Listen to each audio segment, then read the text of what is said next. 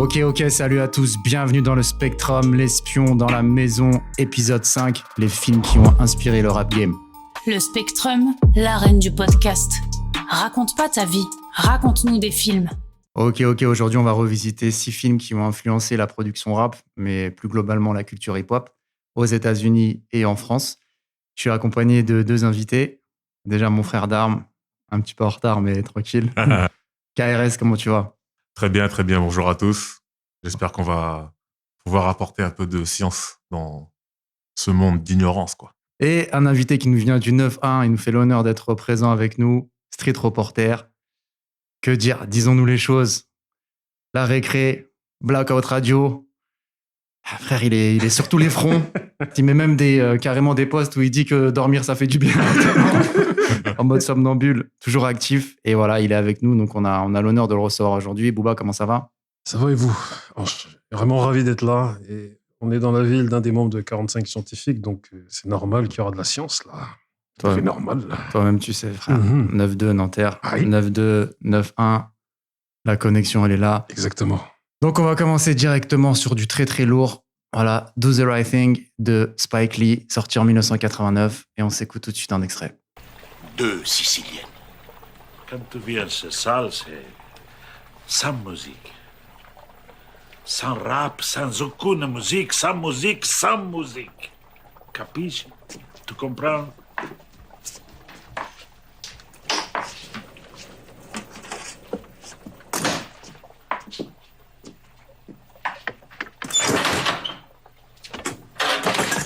Tu me rajoutes beaucoup de mozzarella et un œuf, d'accord? Avec un ovo, ça fait $2. C'est la pizza. Troisième long métrage de Spike Lee. On peut dire que Do the Right Thing est son meilleur film, en tout cas, je pense, le plus connu. Il explore les tensions communautaires dans le Brooklyn, New York, donc fin des années 80. Il y a le personnage de Mookie. Mookie, c'est un personnage cool, tranquille, attachant. Je pense que le spectateur, dès qu'il voit le film tout de suite, il est pris d'empathie. On est dans un Brooklyn d'été où il y a une chaleur étouffante. Et donc, on voit ce personnage qui essaye de joindre les deux bouts, qui travaille donc dans une pizzeria italienne. Et là, il y a quelques tensions, donc comme je vous disais, tensions communautaires entre les deux communautés, donc afro-américaine et italienne, mais pas que, parce qu'il y a aussi l'épicier asiatique. Un film qui a popularisé le Fight the Power de Public Enemy, donc tout de suite un film très très engagé. On peut découvrir ça dès l'entrée du film, avec la jeune femme qui fait la chorégraphie et le personnage central de Radio Raheem. On voit tout de suite que le réel, il a une patte. On est sur des plans débulés, on est sur des apartés, on a des couleurs très contrastées, très très chaudes, des lumières très très rouges, des ambiances très prononcées, sachant que le récit il se déroule sur 24 heures. On a des plans serrés, on a ce qu'on appelle des Dutch angles, donc des plans un peu débulés, donc qui est assez singulier en fait comme mise en scène. Il a vraiment son style. Moi, je l'avais découvert donc il y a environ une dizaine d'années. Ok. Je l'avais pas vu à l'époque en 89, j'étais encore trop petit. Et c'était un film qui était basé sur la conscience, les difficultés de communication interethnique, etc. Et donc, quand je l'avais vu récemment, il y avait plusieurs choses qui m'avaient frappé. Le côté block party, qui était aussi un peu les balbutiements du hip-hop, tout ça. Et c'était retenu l'attention. D'accord. Et en termes de réalisation pure? Ah oui, Spike Lee, comme d'hab. Moi, c'est pas la première fois que je regarde des films de Spike Lee. J'aime bien ce réalisateur. Et souvent, comme tu l'as dit, il a sa patte à lui. Comme par exemple, des répétitions. Par exemple, il ouvre une porte, la porte, elle s'ouvre 2 fois. Sur le même angle, par exemple, tout ça. J'ai beaucoup aimé ça. Exactement. À la Scorsese. C'est vrai qu'il utilise aussi des courtes focales. Donc, vraiment, en fait, on a les visages qui sont très déformés. D'ailleurs, il y a une scène où il y a le côté en fait stéréotype, où il met en scène les Italiens, les Asiatiques, les Afro-Américains, qui vont exprès en fait s'exprimer devant la caméra en forme d'aparté, comme si on était un peu au théâtre, et dégainer plein de préjugés et de stéréotypes sur chacune des communautés. Donc voilà, il a une mise en scène assez singulière, et il joue dans son film, puisque Spike Lee est Mookie, donc c'est énorme. Sa voix aussi, elle est exceptionnelle, la voix de Bruce Willis, Patrick Poivet, et qui lui va super bien, je trouve. Si on parle un peu plus de la narration, c'est quelqu'un qui est vraiment dans nuance, puisque au sein de la pizzeria, que ce soit avec Sal, donc son patron, Et ces deux fils, c'était pas les méchants racistes italiens contre la communauté afro-américaine, puisqu'il y a un des frères qui soutient Mookie qui travaille à la pizzeria et l'autre, au contraire, qui l'a un petit peu en grippe. Et ça, j'ai trouvé que c'était assez intéressant. Surtout l'élément déclencheur avec le Walk of Fame dans la pizzeria où, attends, nous, on mange tous les jours chez toi. Tes clients, c'est des Afro-Américains. Il n'y a même pas un petit, tu vois, Sidney Poitier ou du Pacino, du De Niro. Et ça, j'ai trouvé ça super intéressant et super malin, en fait, dans la manière dont c'est mis en scène par le personnage un petit peu fauteur de troupe qui s'appelle Bugging Out. En vérité vrai, moi, le film, comme pour toi, monsieur, je ne l'ai pas découvert en 89, parce que j'étais un peu jeune, et du coup, je l'ai découvert là, tout récemment. C'était il y a à peine quelques mois. C'est-à-dire, là, il le diffuse souvent sur je ne sais plus quelle chaîne de la TNT. Et du coup, j'en ai beaucoup entendu parler par un ami à moi qui s'appelle Essimi Mevwege. Je me suis dit, il faut absolument que je le regarde, car il est cité partout. Do the Right Thing, c'est cité partout. C'est une référence. Et du coup, et je l'ai regardé, je l'ai analysé, et du coup, contrairement à ce que beaucoup disent, moi, je trouve pas que c'est le meilleur film de Spike Lee, tu vois. D'accord. Moi, je suis plus touché par She Ate Me de Spike Lee. Ah, j'ai pas vu celui-là. C'est un film de malade. Quand je l'ai vu, j'ai dit, mais c'est pas possible. J'ai dit, il y a un business à faire à travers ce film, tu vois. Et du coup, même Malcolm X, tu vois, pour moi, c'est le summum Malcolm X, tu vois. D'ailleurs, si je peux me permettre, l'expression do the right thing vient d'un discours tiré de Malcolm X. You've got to do the right thing. Qui évoquait justement le dilemme de la violence politique. Puisque on voit même à la fin du film où le personnage est partagé entre le côté, entre guillemets, discours un peu violent, acte un peu plus violent de Malcolm X, et le discours pacifiste de Martin Luther King. Et c'est pour ça que le film termine en fait sur ces deux éléments-là, quoi. Et du coup, moi, je trouve la particularité de Spike Lee, vous en avez parlé tout à l'heure, moi, je trouve, dans ces films, il y a un aspect, enfin, il est là, tu vois, l'aspect film d'auteur. Tu vois, cet aspect-là, tu vois. Et moi, c'est un aspect qui me parle, mais qui me parle pas super tout le temps, tu vois. C'est-à-dire, voilà, ça me rappelle les films d'auteur un peu français, mais je trouve que voilà, ça défend un propos en tout cas, tu vois. Et le propos, il est très très fort. Et après, on sait que Spike Lee, c'est un dénicheur de talent, que ce soit Wesley Snipes avec Jungle Fever et pas mal d'autres films encore, Denzel, Crooklyn et tous ces films. Il y a Samuel Jackson en plus dans le film. Ouais, c'est ça, exactement. C'est ça. Et du coup, moi, le film, en fait, t'as vu, moi, il m'évoque des faits historiques, c'est-à-dire ce qui s'est passé aux Antilles, en Guadeloupe, en 67. Ouais, il y a eu une émeute à l'époque. D'accord. Moi, j'en ai entendu parler il y a 20 ans par un ancien de Grigny, un Antillais qui s'appelle Joe, et qui m'a dit, mais tu sais qu'aux Antilles, voilà, par rapport à un magasin, il y a eu un conflit dans un magasin d'un béquet. Et du coup, ce conflit a emmené à ce que le responsable du magasin tue ou agresse un des mecs ce jour-là, un Antillais qui était là ce jour-là. Et du coup, il y a eu des émeutes par rapport à ça. La police a tué des gens et tout ça. Et ça m'évoque ça, en fait. Tu vois. Quand je l'ai vu, j'ai dit, ah ouais, ça me rappelle ce fait historique de mai 67. Tu vois. Et avec tout ce qui en a découlé après, tu vois, le mouvement Al-Capé, l'Idomota, tout ça, tu vois. Je trouve que The Rising, il est nécessaire. Il a inspiré plein mal d'autres films, hein, tu vois. Pas mal d'autres réalisateurs tels que Tchoukassovitch. On va en parler, oui. Pas mal d'autres choses encore. Sur deux choses. Déjà qu'il joue dans son film, tout ça. Il y a plusieurs choses, effectivement, sur lesquelles ça inspire. C'est une inspiration claire de Mathieu Kassovitch et il s'en cache pas. Au contraire, il le dit clairement. Je savais pas. C'est un bon marqueur temporel, tu vois. Ne serait-ce que par rapport au hip-hop, tu vois. Big Enemy, qui est bien valorisé dans le film. Et on voit, hein, même les tenues vestimentaires, la musique qu'il y a dans le film. Le Ghetto Blaster. C'est ce film-là qu'il a, à mon sens, popularisé. C'est exactement. C'est arrivé après avec HIP, HOP, Sydney et tout. Mais voilà, Radio Ray, avec son Ghetto Blaster, c'est un symbole fort, en fait. C'est ça. D'ailleurs, l'acteur qui tient le Ghetto Blaster, me semble-t-il, il est mort l'année dernière, il me semble. D'accord. Radio Ray, justement. Ouais, me semble-t-il. Ok. Je ne savais pas. Il est décédé l'année dernière, il me semble. Et en termes d'apparat vestimentaire, on parle aussi à un moment donné de Jordan contre un mec en vélo. Et là, tout de suite, ça part en vrille. Donc, c'est vraiment un film précurseur et très malin. Parce que tu parles de Jordan, mais il me semble que c'est à la même époque où Spike Lee a fait sa pub avec Jordan, me semble-t-il. Je crois que c'est... Je vois bien de laquelle tu parles, avec sa casquette relevée comme ça. Voilà, c'est ça. Et ça a été en quelque sorte révolutionnaire pour les gens ici de minorité aux États-Unis, où ce film-là sort, la pub avec Jordan, un noir qui est valorisé. On est encore à l'époque où c'était un peu compliqué, hein, tu vois. Bien sûr. Quelques années après que Michael Jackson, sur le premier noir, a passé sur MTV. Non, on était 7 ans après, tu vois. Ouais. On va dire que l'histoire était en route. Exactement. Et il y a d'autres inspirations. Notamment, il y a un morceau de Ice Cube qui s'appelle Turn Up the Radio, où on peut entendre justement la diatribe raciste de John Turturro, donc, qui joue Pino. Donc voilà, c'est un sample, en fait, un extrait.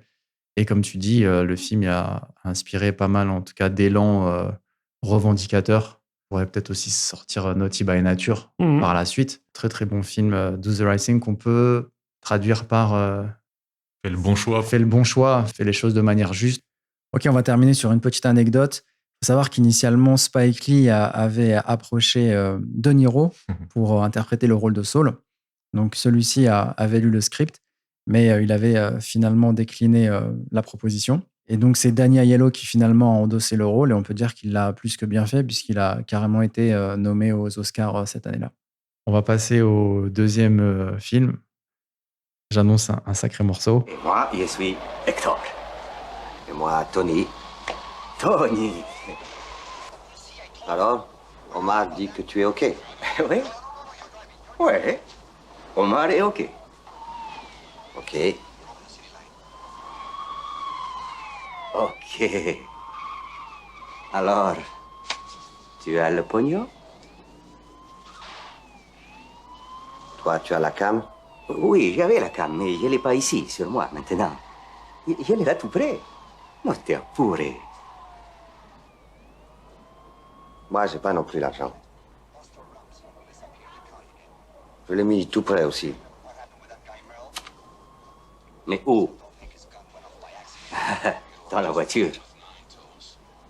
Non, non, pas dans la voiture. Non? Tu me dis où? Où tu l'as mis, ta cam? Pas loin.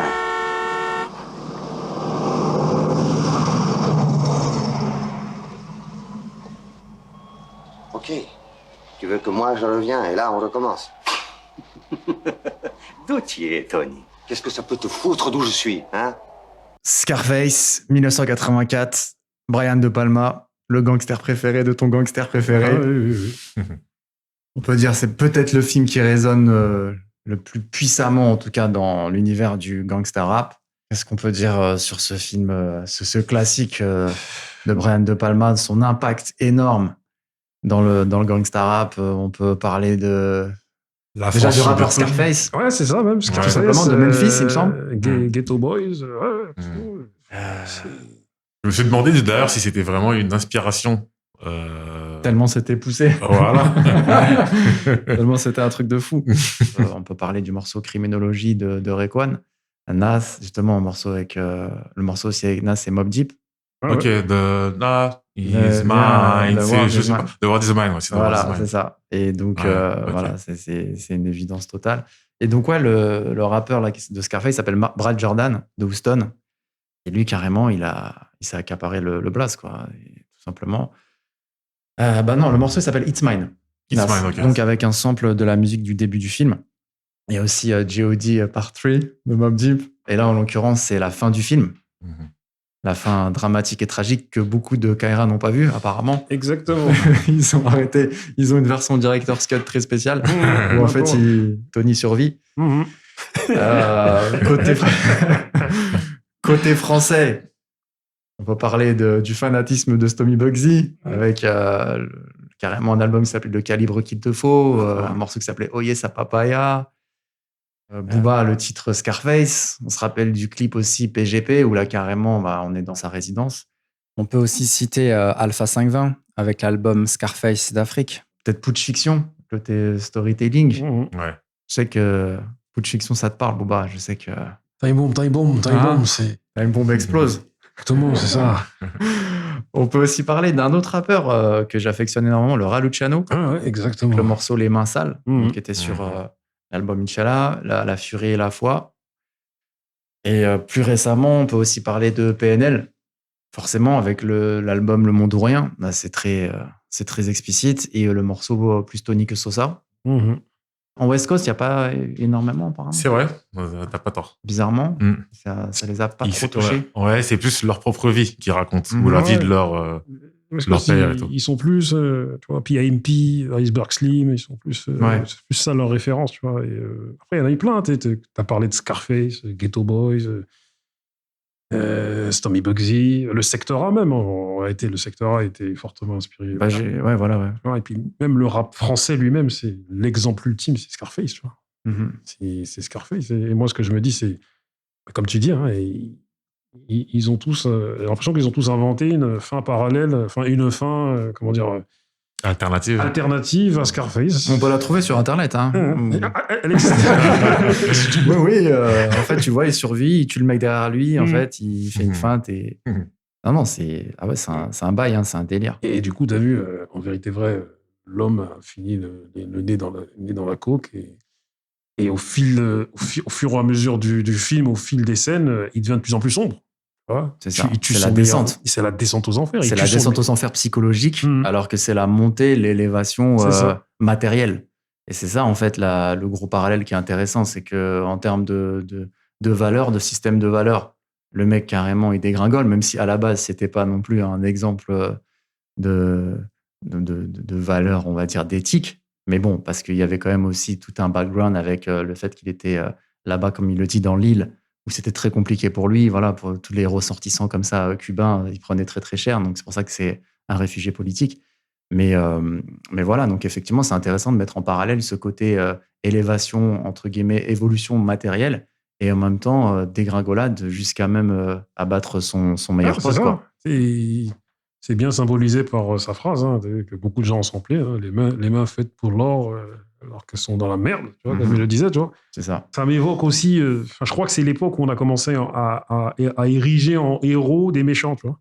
Ouais. Au même titre que chose qui n'a rien à voir, mais qui peut y ressembler, la série Dallas avec J.R. Ewing, tu vois, où les méchants, on a commencé à les glorifier, alors que le mec, il devient un grand trafiquant de drogue, en fait, tu vois.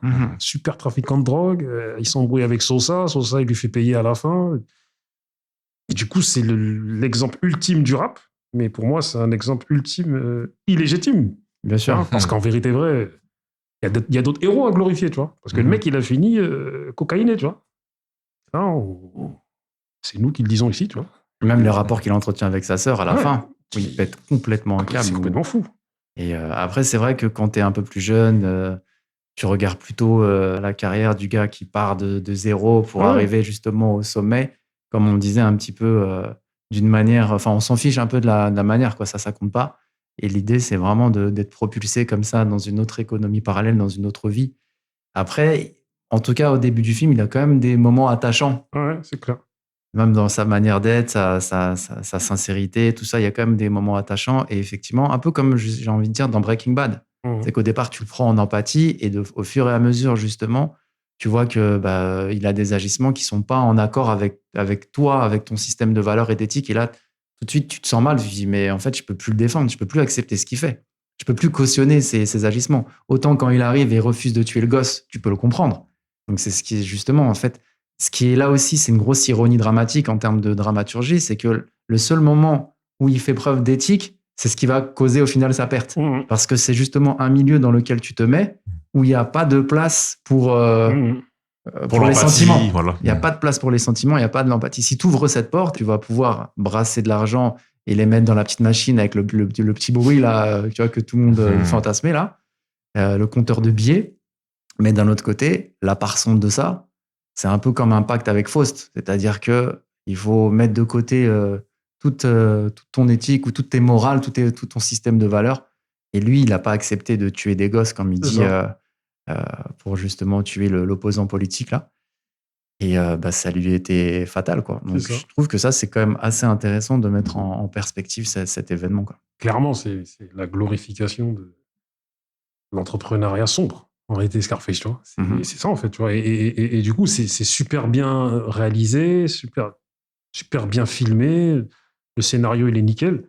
Mais malheureusement, ça a engendré toute une génération de mecs qui l'ont copié, même dans les quartiers, tu vois. C'est-à-dire que je trouve qu'avant, Scarface avait peut-être moins d'impact dans la tête de plein de gens dans les quartiers, mais aujourd'hui, des petits qui regarderaient Scarface, il s'inspirerait totalement de lui, tu vois, parce que il y a plus en plus dans les quartiers d'entrepreneuriat sombre, tu vois, et du coup, les petits s'inspireraient de lui fatalement, tu vois.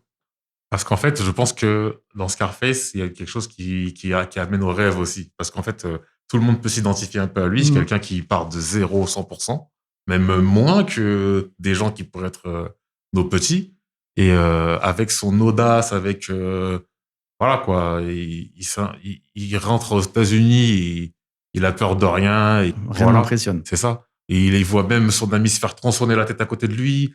Il voit des choses et tout. Et en fait, je pense que les jeunes d'aujourd'hui, ils s'identifient à lui dans le sens qu'ils se disent, ben, moi aussi, je peux devenir ça en partant de peut-être mieux que lui déjà. Et ça donne des idées. La scène qui est gênante, c'est la scène du restaurant, là, où il est avec sa femme, il est foncé, et à un moment donné, il se met à l'insulter. Ouais, quand il est saoul, en fait. Et là, il rentre, en fait, dans une diatribe où il commence à faire un monologue. Et il parle, il s'exprime envers même les gens qui sont là dans le restaurant, envers sa femme, et il dresse comme ça un portrait. Et c'est vraiment le début où tu te rends compte qu'il a la chute, et en fait, il perd peu à peu en fait conscience et l'esprit. Et en fait, il est dans une fierté, dans une orgueil complètement démesuré. En fait, c'est un personnage, c'est un superlatif, ce mec, en fait. C'est un personnage, c'est une émotion humaine. Mais dans le côté, comme tu disais, un peu sombre, un peu obscur, où il peut déraper à tout moment, et c'est exactement ce qu'il fait. Au fil de notre discussion, je me rends compte qu'en vérité, nos gars qui étaient dans l'entrepreneuriat sombre de nos quartiers, ils ont dû s'inspirer de Scarface, mais à fond. Tu vois, à fond. C'est juste qu'il y en avait moins dans cet entrepreneuriat-là, tu vois. Ils ont dû s'en inspirer à fond parce que les mecs, ils étaient déter dans leur truc de vas-y, il nous faut des belles voitures, il nous faut ci, il nous faut ça, les litrons, les trucs, tout ça, là, tu vois. Et du coup, ce qui est marrant, c'est que, pour faire un parallèle avec le hip-hop, on sait que le hip-hop, les rappeurs ont toujours, entre guillemets, idolâtré les mecs qui font des affaires. Tu vois. Et du coup, ils racontaient plus la vie des mecs qui font des affaires, à se faire valider par les mecs qui faisaient des affaires, les dédicacer dans des mixtapes, tu vois, aux États-Unis en tout cas. C'est comme une espèce de hiérarchie de qui influence qui. Les gars qui font des affaires ont été influencés par Scarface, et les gars qui font des affaires sont les idoles des rappeurs qui racontent cette vie-là, et après, pour eux aussi, Scarface. C'est vrai. C'est pour ça que je disais en intro, le gangster préféré de ton gangster préféré. C'est ça. C'est exactement ça. Alors que ce gars-là n'a pas vécu, en fait. C'est une histoire imaginaire. Bien sûr. Après, je ne sais plus si c'est inspiré de faits réels. C'est un remake, Scarface. Il y avait un film Scarface dans les années... dans les années 60 en noir et blanc et tout. D'ailleurs, on peut le retrouver dans le DVD du film. Mais c'est un remake, mais c'est pas tiré d'histoire vraie, de faits réels. Je ne crois pas. Non, je pense pas. Mais en tout cas, c'est sûr, c'est un remake. Je l'ai lu, en tout cas, c'est une histoire imaginaire. C'est-à-dire que on est tous, les mecs sont tous fascinés par une histoire imaginaire. Quand même. C'est un concept. Ouais, si vous aviez une ou deux punchlines à retenir quand même de Tony, pour terminer un petit peu sur ce film. Tu l'as dit tout à l'heure. Ouais, je l'ai dit. C'est la plus grosse punchline. Les mains faites pour l'or alors que c'est dans la merde. C'est ça, t'es dans un kebab. Voilà, t'es là. En plus, on sentait sa frustration, tu vois. J'étais là, je disais, lui, là. Voyez sa papaya. Voyez sa papaya. Moi, il y en a peut-être 3. Enfin, il y en a 2 que je mets ensemble parce que c'est à peu près au même moment. Il y en a une qui est en 2, c'est quand il dit « Vous voulez jouer à la vache ?» À la fin, ça me fait gaulerie, en fait. « Vous voulez jouer à la vache ?» Pareil, quand il dit « Say hello to my little friend » avec son gun, en fait, où il personnalise carrément son fusil. C'est même pas un fusil, mais c'est un lance-roquette. Après, j'aime bien quand il dit « L'œil, Chico », parce que l'œil ne ment jamais.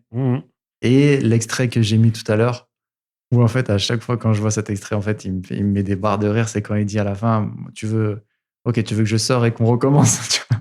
Tu vas aller où la coque, elle est où l'argent, et tu vois, il y a un côté très malaisant aussi. Tu disais tout à l'heure dans le restaurant, mais là, cette scène-là, elle est exceptionnelle parce que t'as des temps morts, t'as des silences, et en fait, tu sens que c'est hyper pesant. La meuf, genre, elle regarde la télé, en fait, elle s'en bat les reins, elle a un fusil d'assaut derrière le coussin. T'as vu, c'est une atmosphère bizarre, tu vois. Lui, il est debout, l'autre, il rigole, il fait style, il est à l'aise, en fait, qu'eux aussi, ils ont préparé un truc. C'est quand il dit bon, ok, tu veux que toi et moi, et on recommence, en fait, on refait la scène. Et ça, il m'a fini, en fait, quand il a dit ça. Je sais pas si c'est vraiment écrit ou si c'est improvisé ou s'il avait Parce qu'Al Pacino, quand même, il était quand même immense dans ce film. Et je ne sais pas s'il avait des libertés comme ça. Mais en tout cas, si c'est écrit, c'est énorme. Grave. C'est énorme.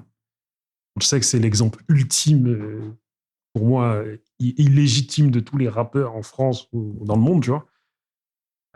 À la place, voilà, moi, j'aurais vu d'autres exemples à ériger. T'as vu, je sais pas, moi, des Lumumba, des Black Panther, des Martin Luther King, des Malcolm X, tu vois.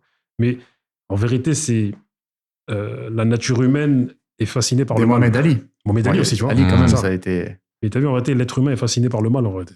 Par ce penchant-là, ouais. Voilà, il y a un penchant, tu as vu, et j'en reviens encore à Lunatique, tu vois. On va en parler, t'inquiète pas. Garde tes cartouches, garde tes munitions, protège ton dos.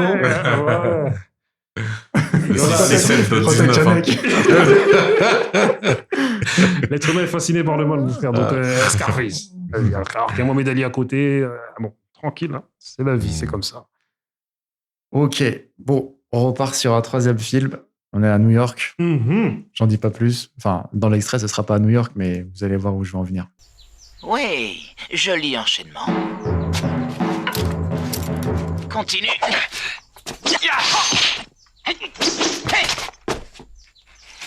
Frère, je vous ai fait mal? Sunday, j'ai encore mes 2 sabres.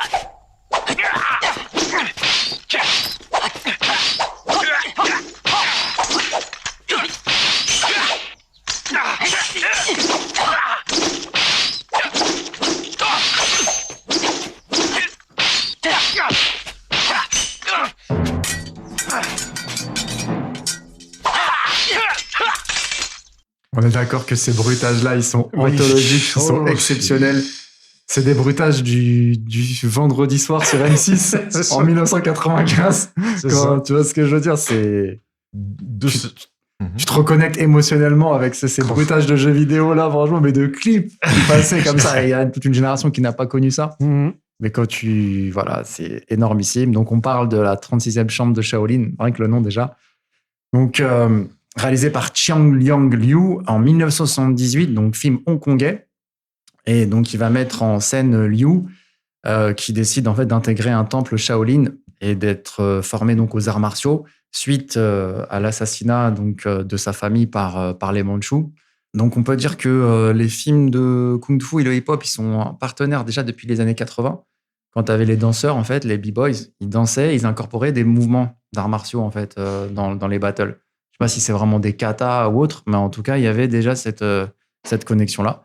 Et il y a un individu, donc dans les années 90, à New York, vers un endroit qui s'appelle Staten Island, un peu de côté, et Reza qui va s'abreuver donc de films underground de Hong Kong, de la Golden Harvest, entre autres, dont un film qui s'appelait Shaolin vs Wu-Tang, donc sorti en 1983, réalisé par Gordon Liu, donc qui joue dans la 36e chambre de Shaolin. Et donc Shaolin vs Wu-Tang, ça met en prise 2 écoles rivales de kung-fu, et c'est ce qui va donner forcément le nom du groupe. Et ça va également donner le nom de l'album, Enter the Wu-Tang, 36 Chambers, également connu sous le titre, le film qui s'appelle 36 chambres de Shaolin, Master Killer, qui va donner le nom. Je savais pas. Un Master Killer. On est là pour apprendre des trucs. On est là pour de la science. Je savais, on était dans... Voilà, c'est ça. On était chez les scientifiques ici, je savais. Donc je m'assois, j'écoute ça. C'est ça. Tout est sur le tableau, messieurs. Vous allez apprendre d'autres choses. En 1979, il y a un autre film de Kung Fu qui va sortir, de Xiao Xingmingda, et le film s'appelle Method Man. Oh, ok, d'accord. C'est pas mal du tout, ça. Aussi connu par... D'accord. Voilà. Okay. Aussi pareil en 79, qui s'appelle Mad Mad Kung Fu, et qui a un AKA, et le film s'appelle comment? All Dirty and the Bastard. C'est sympathique, hein, tout ça. Très lourd, ils sont tous sales. Donc Reza, non seulement il a tout samplé, mais il a dit, toi, t'as appelé comme ça. C'est aussi simple que ça. D'accord. Okay. Ils vont aussi partir sur d'autres univers, notamment après les Marvel, les comics, avec Ghostface, notamment. Je crois que Ghostface, il n'a jamais eu de nom tiré comme ça de Kung Fu. De films de Kung Fu, en fait. Et puis, il s'est appelé aussi Tony Starks. Ouais, c'est ça. Iron Man, voilà. Method Man, c'était après Johnny Blaze, donc issu de Ghost Rider. Les jeunes d'aujourd'hui ne se rendent pas compte en fait de l'impact du Wu-Tang dans les années 90 aux États-Unis au départ et ensuite en France. C'était une avalanche. On s'est pris une montagne de muscles, on s'est pris une montagne de ninjas. Une montagne, parce qu'il faut savoir que le Wu-Tang, c'est une montagne. Hein. Ah ben je ne savais pas. Voilà, tu vois. C'est le mont Wu-Tang, il s'appelle. D'accord. Tout Ok. simplement. Là, j'apprends des choses en venant à Nanterre après 1 heure de route. Je suis magnifique. Mais c'est ça l'idée. Magnifique. Je suis content. Et donc, c'est une trouvaille énorme. C'est incroyable d'avoir su mêler ces deux univers, l'univers ghetto américain, new-yorkais, de rap, et de voir intégrer tous ces bruitages, toutes ces voix comme ça, en plus doublées en américain, en ancien américain. C'est ça. On peut dire que Reza, en plus, c'est quelqu'un d'extrêmement intelligent. Il avait tout façonné, il avait tout calculé dès le départ. Il savait que son concept était porteur, il avait vraiment cru en lui. La plupart en fait des membres sont aussi des cousins à lui. Ah, c'est ça. D'ailleurs, Genius. Jeza, ouais, c'est Jeza, c'est Dirty Bastard, je crois que c'est ses cousins. Donc il a réussi à fédérer des forces en présence en leur disant voilà, on va s'appeler Wu-Tang. Voilà, il y aura ça, il y aura chacun en fait a ses caractéristiques, de Reza, de Jeza. Inspectadec, le meilleur, le mec caché. Tranquille. On a chacun notre chouchou. On a chacun son truc. L'entrée dans Protect Channel, elle est incroyable. Ouais, carrément. Entre autres, on va pas parler du morceau Cream. Mmh. Aussi, quand il arrive après Rek One. D'accord. C'est ça. Okay. Avec le meilleur sample du monde, mais bon, on va pas continuer. Booba, qu'est-ce que tu as à dire un peu sur Mon ami, là, cette révolution? Parce que c'est une révolution. Là, vous parlez de quelque chose qui exacerbe mes émotions, car le Wu-Tang est mon groupe de cœur. Tu vois, je suis un pro Wu-Tang. Même à l'époque où je rappais, j'ai carrément fait un morceau et un clip. Où je l'ai appelé, je sais plus comment je l'ai appelé, mais. Non, là, justement, on va le diffuser tout de suite. J'ai carrément fait un clip à l'époque où je reprenais. Le morceau où ils sont sur un jeu d'échecs, tout ça. Chessboxing, tu vois. Et du coup, moi, le Wu-Tang, il m'a particulièrement percuté. Parce que nous, à l'époque, tu vois, le gars qui m'avait ramené la cassette du Wu-Tang, parce qu'à l'époque, tu vois, les cassettes, c'était super mal enregistrées, tu vois. Donc, du coup, on nous a ramené la cassette du Wu-Tang. Déjà que le Wu-Tang est mal enregistré. C'est ça. C'était pas mixé, c'était pas mixé, tu vois. C'était fait exprès, hein. Ouais, c'était fait exprès, ouais. C'est pour rendre sale. C'était Reza qui avait dit. Et du coup, mon pote, il est venu, il me dit ouais, regarde le nouveau groupe qui arrive, Wu Clin Clin. Je dis mais Wu Clin Clin. Quand tu me parles, mon frère. Après, t'as vu, j'ai un de mes gars experts qui est DJ qui passait chez moi me ramener des cassettes, des trucs. Il m'a dit ça s'appelle le Wu-Tang Clan. Du coup, moi, j'étais sur du Naughty by Nature. C'était mon groupe de cœur à l'époque, tu vois. Et du coup, j'ai commencé à écouter. J'ai pas adhéré au début, mais on est rentré dans le truc, en fait, tu vois. T'es tous les aspects dont tu viens de parler, Marvel, Shaolin. L'iconographie, en fait. Voilà, même le W, il a choqué tout le monde. Ouais, non, mais vraiment. Tout ce qu'il y a eu après en déclinaison, en merchandising, en streetwear. Le Wu-Tang, il nous a matrixés. Parce que moi, je te dis carrément, moi, j'étais au collège. Il y avait la section Secpa, tu vois, dont il y avait des potes dedans, et les gars se sont tous habillés en baggy. À partir du Wu-Tang. Et en fait, il y avait un gars qui était là, qui s'appelait Fadel, qui lui était arrivé au début, le Wu-Tang n'était pas encore bien popularisé. Il portait des baggy, tu vois. Et nous, on était là, il passait dans la cour de récréation du collège, on le regardait, on disait, mais il s'habille bizarrement, lui. En baggy, tout ça, c'est quoi? Et du coup, il y a un jour, et on regarde les clips de rap, tu sais, quand c'est Best of Groove, Best of Wu-Tang, tout ça, c'est arrivé. Et il y a un de nos grands qui nous a dit, mais les gars, c'est lui qui est dans le futur. Il s'habille comme les Américains. Et là, on a commencé à regarder d'un autre œil. On a dit, ah ouais, lui, il est chaud. Et malheureusement, le Wu-Tang, t'as vu, il a matrixé des mecs parce que nous, je sais qu'à Grigny, t'as vu, il y avait des soirées où quand il y avait du Wu-Tang, ça partait en. Ah ouais? Les gars dansaient et mettaient des coups de pied aux gens, t'as vu. Waouh! Et on a un gars carrément qui s'est pris pour Old Dirty Bastard. Qui a consommé des trucs comme lui. Et on avait toute la partie de la Secpa, tu vois, nos gars qui s'étaient habillés en baggy et tu vois, les dents en argent là, du Wu-Tang, là, tu vois. C'est ça. Sûr, ouais. Et les gars, ils faisaient ça avec de l'aluminium, tu vois. Nous, ça allait jusque-là, nous, tu vois, des mecs. Ah ouais. C'est ce qu'on appelle être vraiment déter. Mais c'est ça, c'est-à-dire que méthode dans le clip You All I Need avec Magic Black, à un moment donné, les gars imitaient méthode, mais genre, on était fascinés quand méthode se relève comme ça et que. Il a l'œil. Voilà, l'œil avec la lentille. Bien sûr. Et qui se relève et qu'il est coiffé d'un côté, décoiffé de l'autre. On a des gars qui se promenaient comme ça. Ouais, c'est vrai qu'il avait des tresses d'un côté et un afro de l'autre côté. Et le style de méthode, il fascinait tout le monde. Ouais. Il a choqué deux continents. C'était le plus charismatique. Ah oui, sa manière de bouger, sa voix rock. Et comme quand j'ai appris qu'il avait du sang pakistanais, je n'en pouvais plus. Ah, Frère. et ghanéen. Frère, exactement. Il y a du sang pakistanais, Et Méthode. tout à fait, frère. Maintenant, quand je vois des Pakistanais et tout vendre du maïs et tout, je les respecte, frère. Je les vois avec une veste en recuit. Je dis non. En fait, vous avez un des vôtres qui a choqué tout le monde. Voilà. C'est ça. Tu te rends compte de ce mix? Mais comment tu veux faire avec ces gens-là, frère?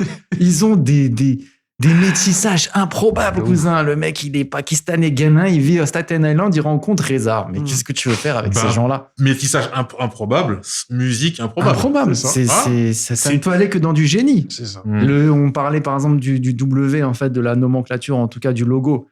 Ils arrivent, ils le transforment, ça fait le J de Jeza, mais en même temps, c'est le Wu-Tang. Mais c'est avec des un idées triangle, simples. méthode à l'envers. Méthode à l'envers. faisait tout. Rayquan qui était...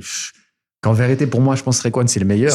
Oui, c'est ça que j'allais dire. C'est le Moi, c'est meilleur. pour moi, c'est incroyable. On est Son Built for album. Trouble Link, c'est le meilleur. Pour moi. Celui-là, Pour moi, c'est le meilleur. C'est le meilleur album. L'album aussi de Ghostface aussi, il était... Ah, il est lourd. Iron Man, énervé, hein. hein. Iron Man, Il est magnifique. d'art. Voilà. Et d'ailleurs, c'est le même doublette à chaque fois, hein, parce que s'ils se rendent de l'appareil, quoi. Le meilleur duo du rap, je pense, c'est Ghostface Rayquan. Moi, j'avoue, pour moi, je mets ça Ouais, dessus, mais c'est clair.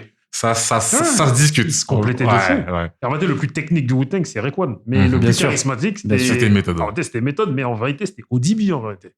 Parce que vraiment, l'âme du Wu-Tang un peu Oui, folle, je vois. c'est ODB, en fait. tu C'est vois. un peu le Flavor Flav, en fait, Voilà, du groupe. c'est ça. Ouais. Et le mec, en vérité, t'as vu, il était dans sa fonce D, tout ça, mais quand tu regardes des concerts du Wu-Tang de 97 ou 95, quand il fallait rapper, par exemple, en plus, il avait vraiment un style, voilà.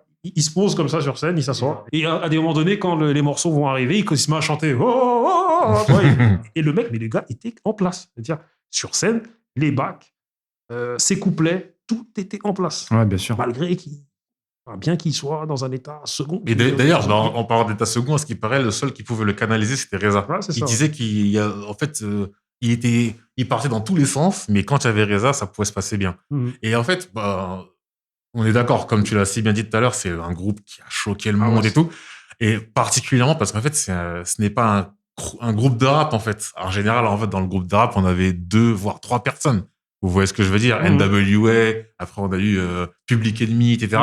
Maximum. Là, on a eu 8 MC, plus un Capadonna, puisqu'après, il a rejoint le groupe, qui se sont mélangés, en plus qui viennent d'une faction, enfin, on va dire du C'est borough. une fratrie un peu, on va dire. C'est pour ça qu'ils appellent le clan. Parce qu'en fait, après, il y avait le clan, mais il y avait au-dessus du clan aussi. Puisqu'après, on avait, comment il s'appelle encore?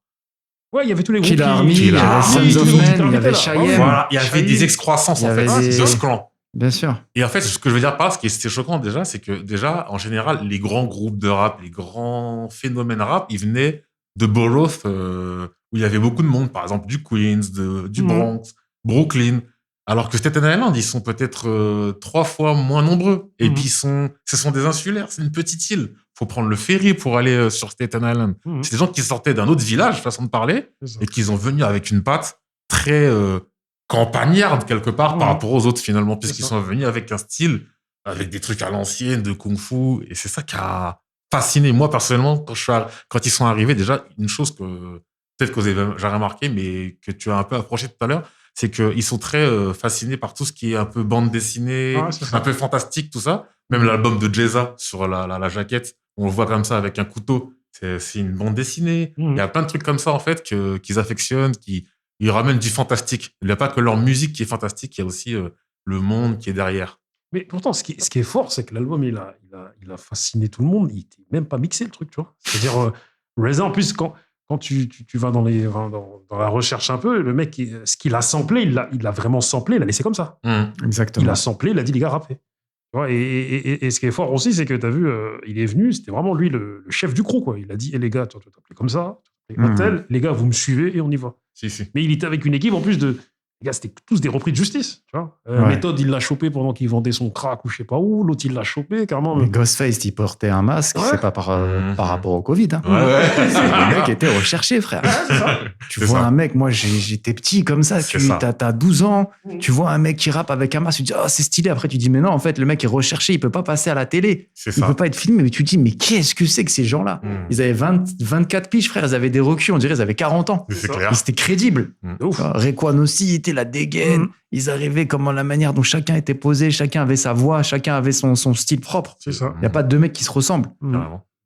Et j'ai vu une anecdote où Reza, il a réuni... qu'à la base, Ghostface et Raekwon se détestaient. Ah, je savais pas ça. Du coup, j'ai vu une anecdote il y a quelques semaines qui dit comme quoi il les a réunis et les gars, ils étaient venus armés. Ils voulaient se tirer dessus. Du coup, aujourd'hui, D'accord. on voit que c'est des gars qui ont rappé l'alchimie totale, mais les gars se détestaient à la base, tu vois. Ils voulaient se tuer, ils voulaient s'entretuer. Le Wu-Tang, c'est vraiment le groupe qui a popularisé ce phénomène de groupe, en fait. Bien sûr. On est nombreux, on sort des solos. Après, tout le monde a fait pareil. Hein. Le secteur A, en France... Des collectifs, en fait. Ça a créé des collectifs. Time Bomb, en forcément. l'occurrence. Voilà, même le bootcamp click, des groupes dans des collectifs, on sort des albums.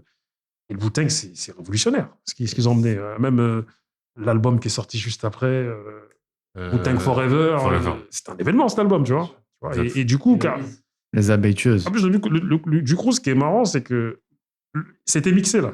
Et ça faisait bizarre à tout le monde. Moi, ça faisait bizarre que c'était mixé. Je dis, mais non, ça ressemble pas du Wu-Tang. Ça ressemblait pas. Je suis d'accord avec toi. C'est pas mixé. C'est pas mixé. Non. C'est mixé, je veux dire. Et aujourd'hui, tu vois les conséquences sur la pop culture. C'est-à-dire maintenant, moi, il m'arrive de voir des gens qui n'ont rien à voir avec cette culture, qui n'ont rien à voir en fait avec cette classe de vie, des gens de la classe moyenne ou autre, qui ont des suites Wu-Tang. Parce que c'est rentré dans la pop culture. Comme si tu mettais, par exemple, un t-shirt Nirvana, c'est rentré dans la pop culture. Alors qu'à l'époque, en 93-94, jamais de la vie, c'était que les gens de quartier vraiment qui étaient touchés par qui s'identifiaient. Parce que même pour les communautés noires ou maghrébines, c'est pour certains en tout cas qui n'étaient pas trop dans la funk et tout, mais quand ils voyaient ça, ils s'identifiaient de fou. Ah, de malade. Et c'est ça qui était incroyable, c'est que tu te retrouvais, parce qu'à l'époque, à la télé, il n'y avait pas autant de diversité, entre guillemets. Donc quand tu voyais des gars comme ça, c'était incroyable. Et puis la qualité aussi des clips. Ah, c'est clair. Avant, c'était plusieurs centaines de milliers de dollars, un clip. C'est ça. Tu regardais Triomphe, tout ça. C'était choquant. fou. Choquant. Mais un truc qui va vous surprendre, c'est que moi, je trouve qu'à l'époque, le Wu-Tang, il avait qu'une reconnaissance underground. Et c'est resté très longtemps comme ça. Je veux dire, entre guillemets, il était reconnu par la rue, mais c'est comme si, en fait, dans les ventes d'albums et des trucs comme ça, ils n'étaient pas reconnus à leur juste valeur. Par contre, il n'y a pas si longtemps que ça, et ça, peut-être que vous le savez, en fait, ils leur ont fait une rue à Staten Island, qui s'appelle le Wu-Tang District. Ah, je savais pas. Ça il y a 2 ans. Ils ont fait une rue à leur effigie et tout. Ils le méritent, faut dire ce qui est. Ah ouais, déjà, ne serait-ce que tout le monde connaît Staten Island par le biais justement du groupe. Pour en revenir vite fait au film, moi je l'ai regardé hier. Après, je me suis endormi devant parce que j'avais plus de force. Tu vois, mais 36e chambre. Ouais, 36e chambre. Et du coup, les bruitages directs, je l'ai regardé que pour les bruitages. C'est ça. J'ai dit, ouais, c'est de la folie. En fait, c'est ça. Tel morceau, c'est ça qu'ils ont pris. Ça, c'est vrai. C'est incroyable. J'aurais aimé revoir ça. C'est de la folie. Et du coup, tu as vu même. Le film, il a été produit en 1978, me semble-t-il.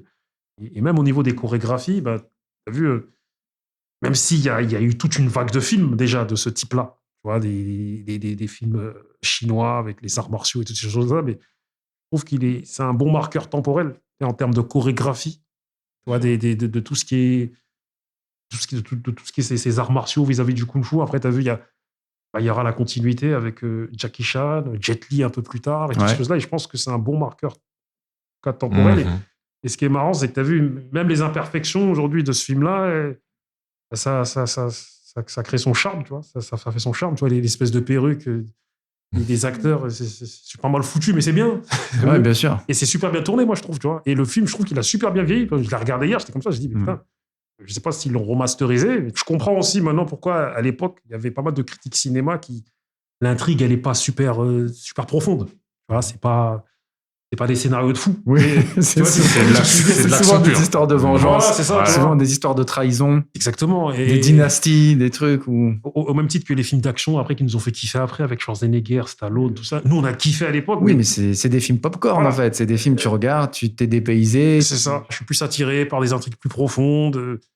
Il y a un film de Schwarzenegger là, qui repasse là, souvent là, sur la TNT, je ne sais plus comment ça, Le Contrat ou je sais plus. Je l'ai essayé de le regarder, c'était pas possible. Je dis non, mais c'est normal parce que ton acuité elle est plus la même, ton analyse elle est plus la même. Tu peux pas avoir la même, tu vois, entre 15 ans, 20 ans et 30 ans et jusqu'à 40, c'est impossible. Donc heureusement que ces films-là, il y a certains films que tu redécouvres. Des fois, ça peut être des trésors. Tu dis moi par exemple, j'ai certains films où j'ai des très bons souvenirs et quand je les revois, je suis un peu déçu. Je me dis, ah ouais, en fait, je les ai idéalisés. Quand tu les regardes après sur un plan technique, sur un plan dramatique, sur un plan du récit, sur ne serait-ce que le jeu d'acteur, la direction, la mise en scène, tu te dis, mais en fait, c'était cheap de ouf. Et dans ma tête, j'avais l'impression que je regardais une tuerie. Mais c'est parce qu'à force de regarder plusieurs films, notre œil, en fait, il s'est habitué. Et puis même, en termes d'histoire, on est beaucoup plus exigeant.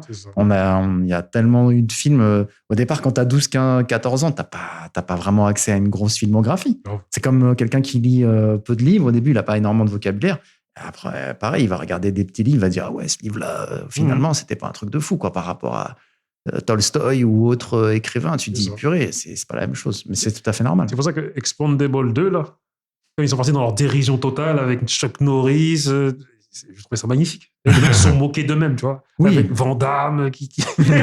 Oui, ça, c'est de l'ironie. Ça, c'est un clin d'œil pareil. Ça, après, c'est Stallone. Le mec, il est déjà loin, comme Reza. Reza, le succès mondial qu'il y a eu avec le Wu-Tang, limite, tu lui parles, il va te dire, ouais, non, mais c'est que c'était un truc de fou. Mais j'avais prévu le truc. C'était évident. J'avais des cartes, j'avais que des as. Je savais que j'allais gagner. J'avais une martingale, en fait. J'étais sûr de gagner. D'ailleurs, il y a la série qui retrace bien. J'ai pas tout regardé encore. Exactement, ouais. Bien, tu vois. Tout à fait. Bien tout ça, tu vois. Ok, on passe à un autre film, autre époque. Qu'est-ce que tu racontes? Tu connais rien, toi. Toi, tu connais quoi, toi? Arrête tes conneries, espèce d'imbécile. Tu me traites pas. Tu me parles pas comme ça, d'accord? Les connards qui ont tabassé Abdel, ils vont être condamnés. Tu peux me faire confiance. Allez, tu rêves, là, allez. Les autres, là-haut, ils sont là simplement pour protéger Abdel et sa famille. Putain. Chaque fois, tu ramènes ta merde, là. Espèce d'imbécile, va. Tu mélanges tout. Les flics qui sont là-haut sont là pour protéger Abdel et sa famille, c'est tout. La majorité des flics dans la rue sont pas là pour vous taper, sont là pour vous protéger. Ah ouais, et qui nous protège de vous? Il n'y a pas eu de VO? Ok. Retour en France, 1995. Mathieu Kassovitz, La haine. Donc, on est plus sur les 25 ans du film.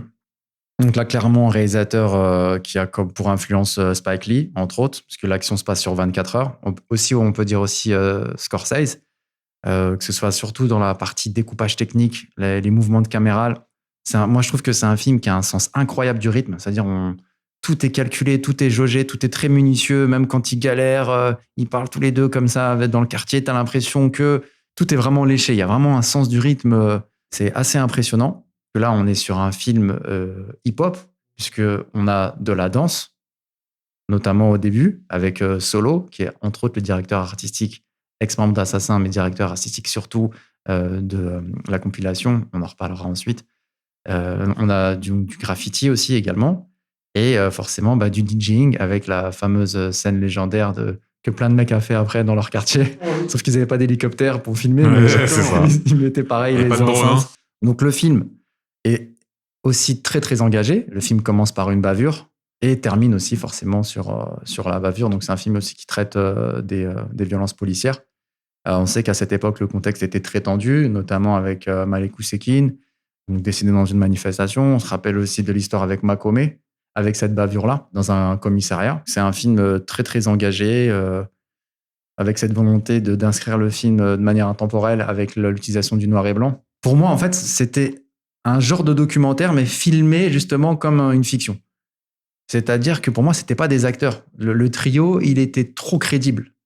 Alors, entre Vince, qui est le nerveux, qui est le mec toujours en tension électrique, avec Hubert, qui est lui un boxeur, donc qui canalise un peu plus sa force, mais aussi qui est un peu l'élément plutôt calme, plutôt réfléchi, et Saïd qui est un peu entre les deux, où il faut pas trop le chercher. Mais en même temps, voilà, il est un peu plus en retrait, mais tu sens que voilà, s'il faut faire un tag sur la voiture, sur le camion des CRS, ou s'il faut rentrer dans l'art, il va pas hésiter.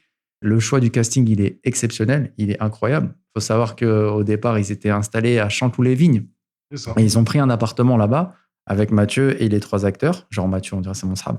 Mais Mathieu Kassovitz et les trois acteurs pour justement, en fait, qui est cet esprit de camaraderie. Il faut impérativement qu'ils puissent se connaître les uns les autres. Et donc, ils ont répété, ils sont restés dans le quartier, dans la cité, ils se sont imprégnés de l'ambiance du quartier à Chanteloup-les-Vignes. Je ne sais plus comment il s'appelle, le quartier. Ça fait partie, en fait, du processus créatif et c'est ce qui a aussi donné, pour moi, en tout cas, beaucoup de crédibilité. Donc, ce film, il m'a beaucoup impacté. beaucoup plus que les autres films après qui sont sortis. Peut-être après Rai, par rapport à par rapport à Sami Nasseri, il croit que c'est un ouf. Je sais de quoi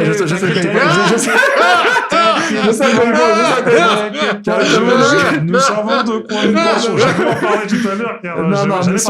Ne soyons pas aussi cash. Ne soyons pas aussi cash. Parlons calmement de Sami. Et donc, par rapport à la prestation de Sami, qui pour moi aurait mérité clairement un César. Donc, après, il y a d'autres films où voilà, j'ai pas du tout accroché, comme moi, c'était craqué ou autre. Ouais. En tout cas, La haine et Rai par rapport à ça.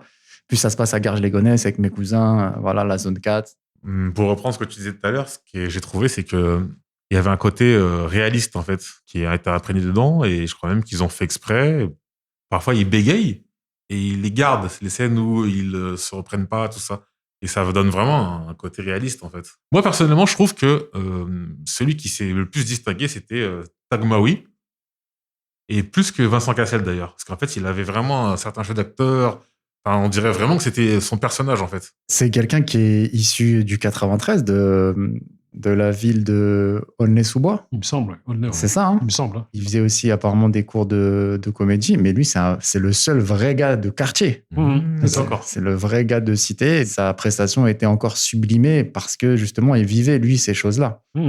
Ce qui va mettre après en avant par la suite, après, malheureusement, parce qu'on sait qu'il y a eu une dissolution, un petit peu des conflits un peu internes dans le groupe, ce qui est très dommageable.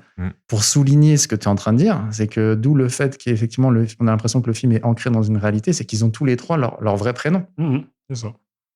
Cette impression de réalisme et notamment le fait qu'ils vont pouvoir, par le biais donc du scénario, parler de d'autres thèmes. Il n'y a pas que le thème de la bavure policière. Il y a aussi d'autres thèmes où les jeunes de quartier ou autres, mais ils peuvent s'identifier. Par exemple, la solitude, parce qu'en fait, ils galèrent la plupart du temps. Ils marchent, ils sont dans les escaliers, ils sont dans leur quartier. Il ne se passe pas énormément de choses en vérité. Parfois, ils ne parlent même pas. Voilà. La misère affective, sexuelle, quand ils arrivent dans la galerie d'art, là, cette scène-là, justement, avec Saïd Tagmaoui, c'est incroyable. Cette scène, pour moi, c'est une de mes scènes préférées, avec la scène où il pétale l'autoradio.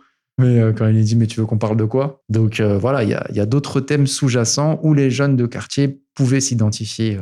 Ce film aurait été assez grignyisé parce que dès les premières scènes, il y a des scènes d'émeutes à Grigny avec des gens que je connais très bien, portant des outils permettant d'affronter la police. Mais bon, quoi qu'il en soit, voilà, c'est ça. Tu vois, il y a des premières scènes, en fait, tu vois, c'est des scènes de Grigny. Et nous, quand on a regardé ce film-là, on dit c'est lui avec les cocktails.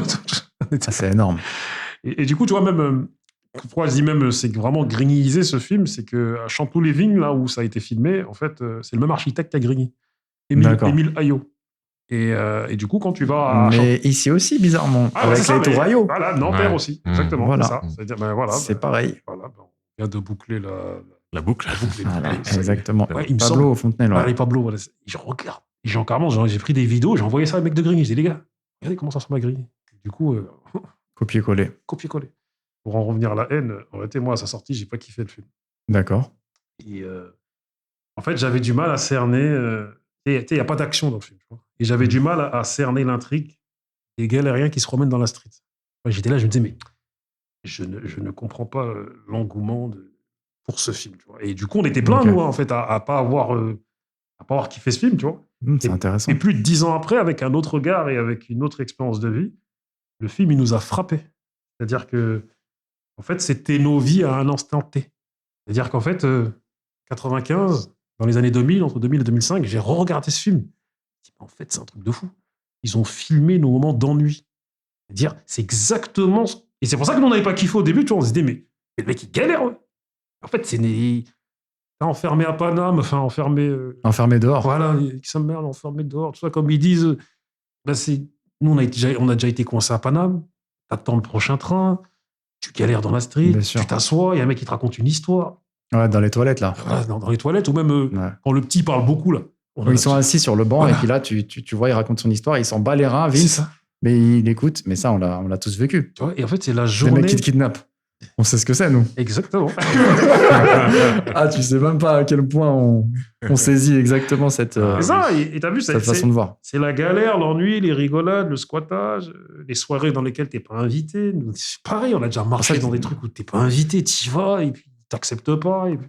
Pour ça, l'exclusion sociale, comme je disais, c'était un ça. des thèmes aussi. Ouais. La galère, l'exclusion sociale, la misère affective. Ça dresse vraiment le portrait d'une génération à un temps T, même s'il y a encore plein d'éléments qui sont aujourd'hui encore d'actualité. Moi, je sais que dans les années 2000, quand j'ai arrêté l'école et que j'étais un peu dans des moments sombres, il y a un adage que j'avais lu qui disait « Ne rien faire, c'est succomber à toutes les tentations ». Et quand j'ai vu ce film, ça m'a renvoyé à ça, en fait. Ça l'a incarné, ouais. Voilà, c'est-à-dire, quand tu fais rien, tu peux succomber à tout. Ouais, l'adage, c'est l'oisiveté est la mère des péchés. C'est vraiment ça, en fait. Quand tu fais rien, tu fais rien, t'as juste envie de... Tu vois, et moi, je trouve que Vince et Saïd, ils ont un très bon jeu. Tu vois, et par contre, Cousin Hub, je le trouve un peu en dessous. Selon moi, t'as vu? C'est un peu le Menzo de la FF, quoi. J'irai pas jusque-là. J'avoue qu'il habite à Évry, pas loin de chez nous. Moi, franchement, Hubert, j'ai bien aimé. Moi aussi, j'ai bien aimé, franchement. En fait, pourquoi je le trouve un peu en dessous? Je vais nuancer un peu mon propos. J'ai l'impression que c'est un mec qui sort du théâtre. Tu sais, qui sort et du coup, j'ai l'impression que lorsqu'il qu'il joue dans la haine, il joue comme il joue au théâtre. D'accord. C'est l'impression que ça va donner. Et du coup, voilà, quand tu joues au théâtre, c'est pas la même chose. Enfin, bien sûr. T'as pas le même jeu que quand tu joues au cinéma. Et j'avais l'impression que c'était ça. Et du coup, j'ai l'impression qu'il lisait son texte à des moments donnés. Enfin, je sais pas. En tout cas, ça faisait vraiment ça. Et même récemment, je l'ai regardé, ça m'a encore fait ça, tu vois. D'accord. Ah oui, comme quoi c'est clair, c'est théâtralisé, quoi. C'est ça. Okay. Et du coup, ça faisait moins naturel que Vince ou Saïd. Ouais. Les mecs, c'était vraiment l'attitude. Ah ouais, de cité de l'époque. Je te coupe pas ta cheveux. Ouais. C'est ce que je veux dire. Ouais, on est enfermé dehors, mais comment ça, on est là? Saïd Tagmaoui. Mais même Saïd, quand il est avec l'autoradio et qu'il y a Vincent Lindon, un des premiers rôles de Vincent Lindon, où il dit il dit dégage, casse-toi et tout. Ils sont en train de c'est le bleu, c'est le rouge, maintenant c'est le bleu. Tu lui dis mais ouais, c'est celui-là, c'est le bleu. Ah voilà, toi t'es un bon. Alors 2 secondes avant, il était en train de lui dire dégage, casse-toi. Ça, c'est un truc typiquement de quartier. Ah, c'est ça. Ouais. Tu passes comme ça du coq à l'âne, tu passes tout de suite. De se trouver des alliés, en fait. Voilà, de se trouver des alliés, c'est de tout prendre à la légèreté, mais en même temps, ça peut partir en vrille n'importe comment. Et n'importe quand. Et ça, c'est ce côté-là. Donc, ouais, c'est très bien retranscrit. C'est la vie de cité. Et pour vite faire en venir à Rai, on en a parlé, tu vois. Le rail, la musique. Ouais, le rap, on est dans le rap. C'est le film qui a inspiré le rail, frère.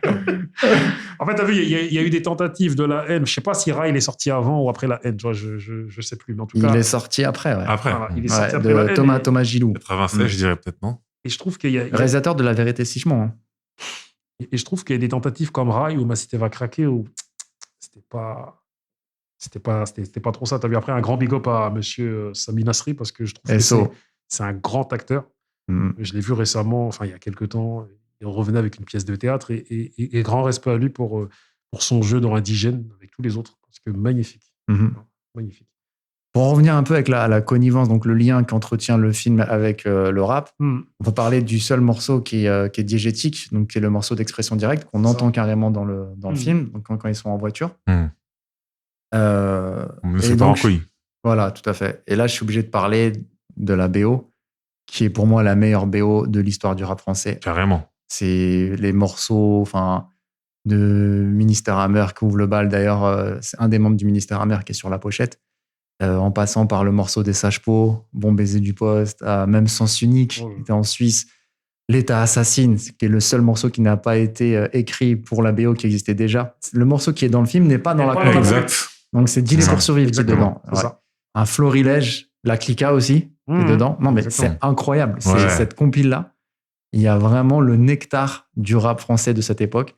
Et moi, ce qui est dommageable, et là on va arriver sur une petite interlude, c'est que le film ne soit pas sorti 1 an plus tard, donc en 96. Sinon, il y aurait eu un groupe, bizarrement du 92, Boulogne ici, qui aurait été également sur cette compile.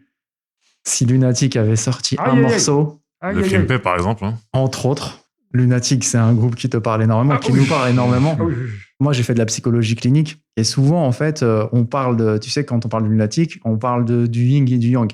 En vérité, pour moi, ça va plus loin que ça. C'est-à-dire, si tu pars au niveau de la théorie de Freud, donc en psychanalyse, après, pour moi, il a aussi sorti des dingueries.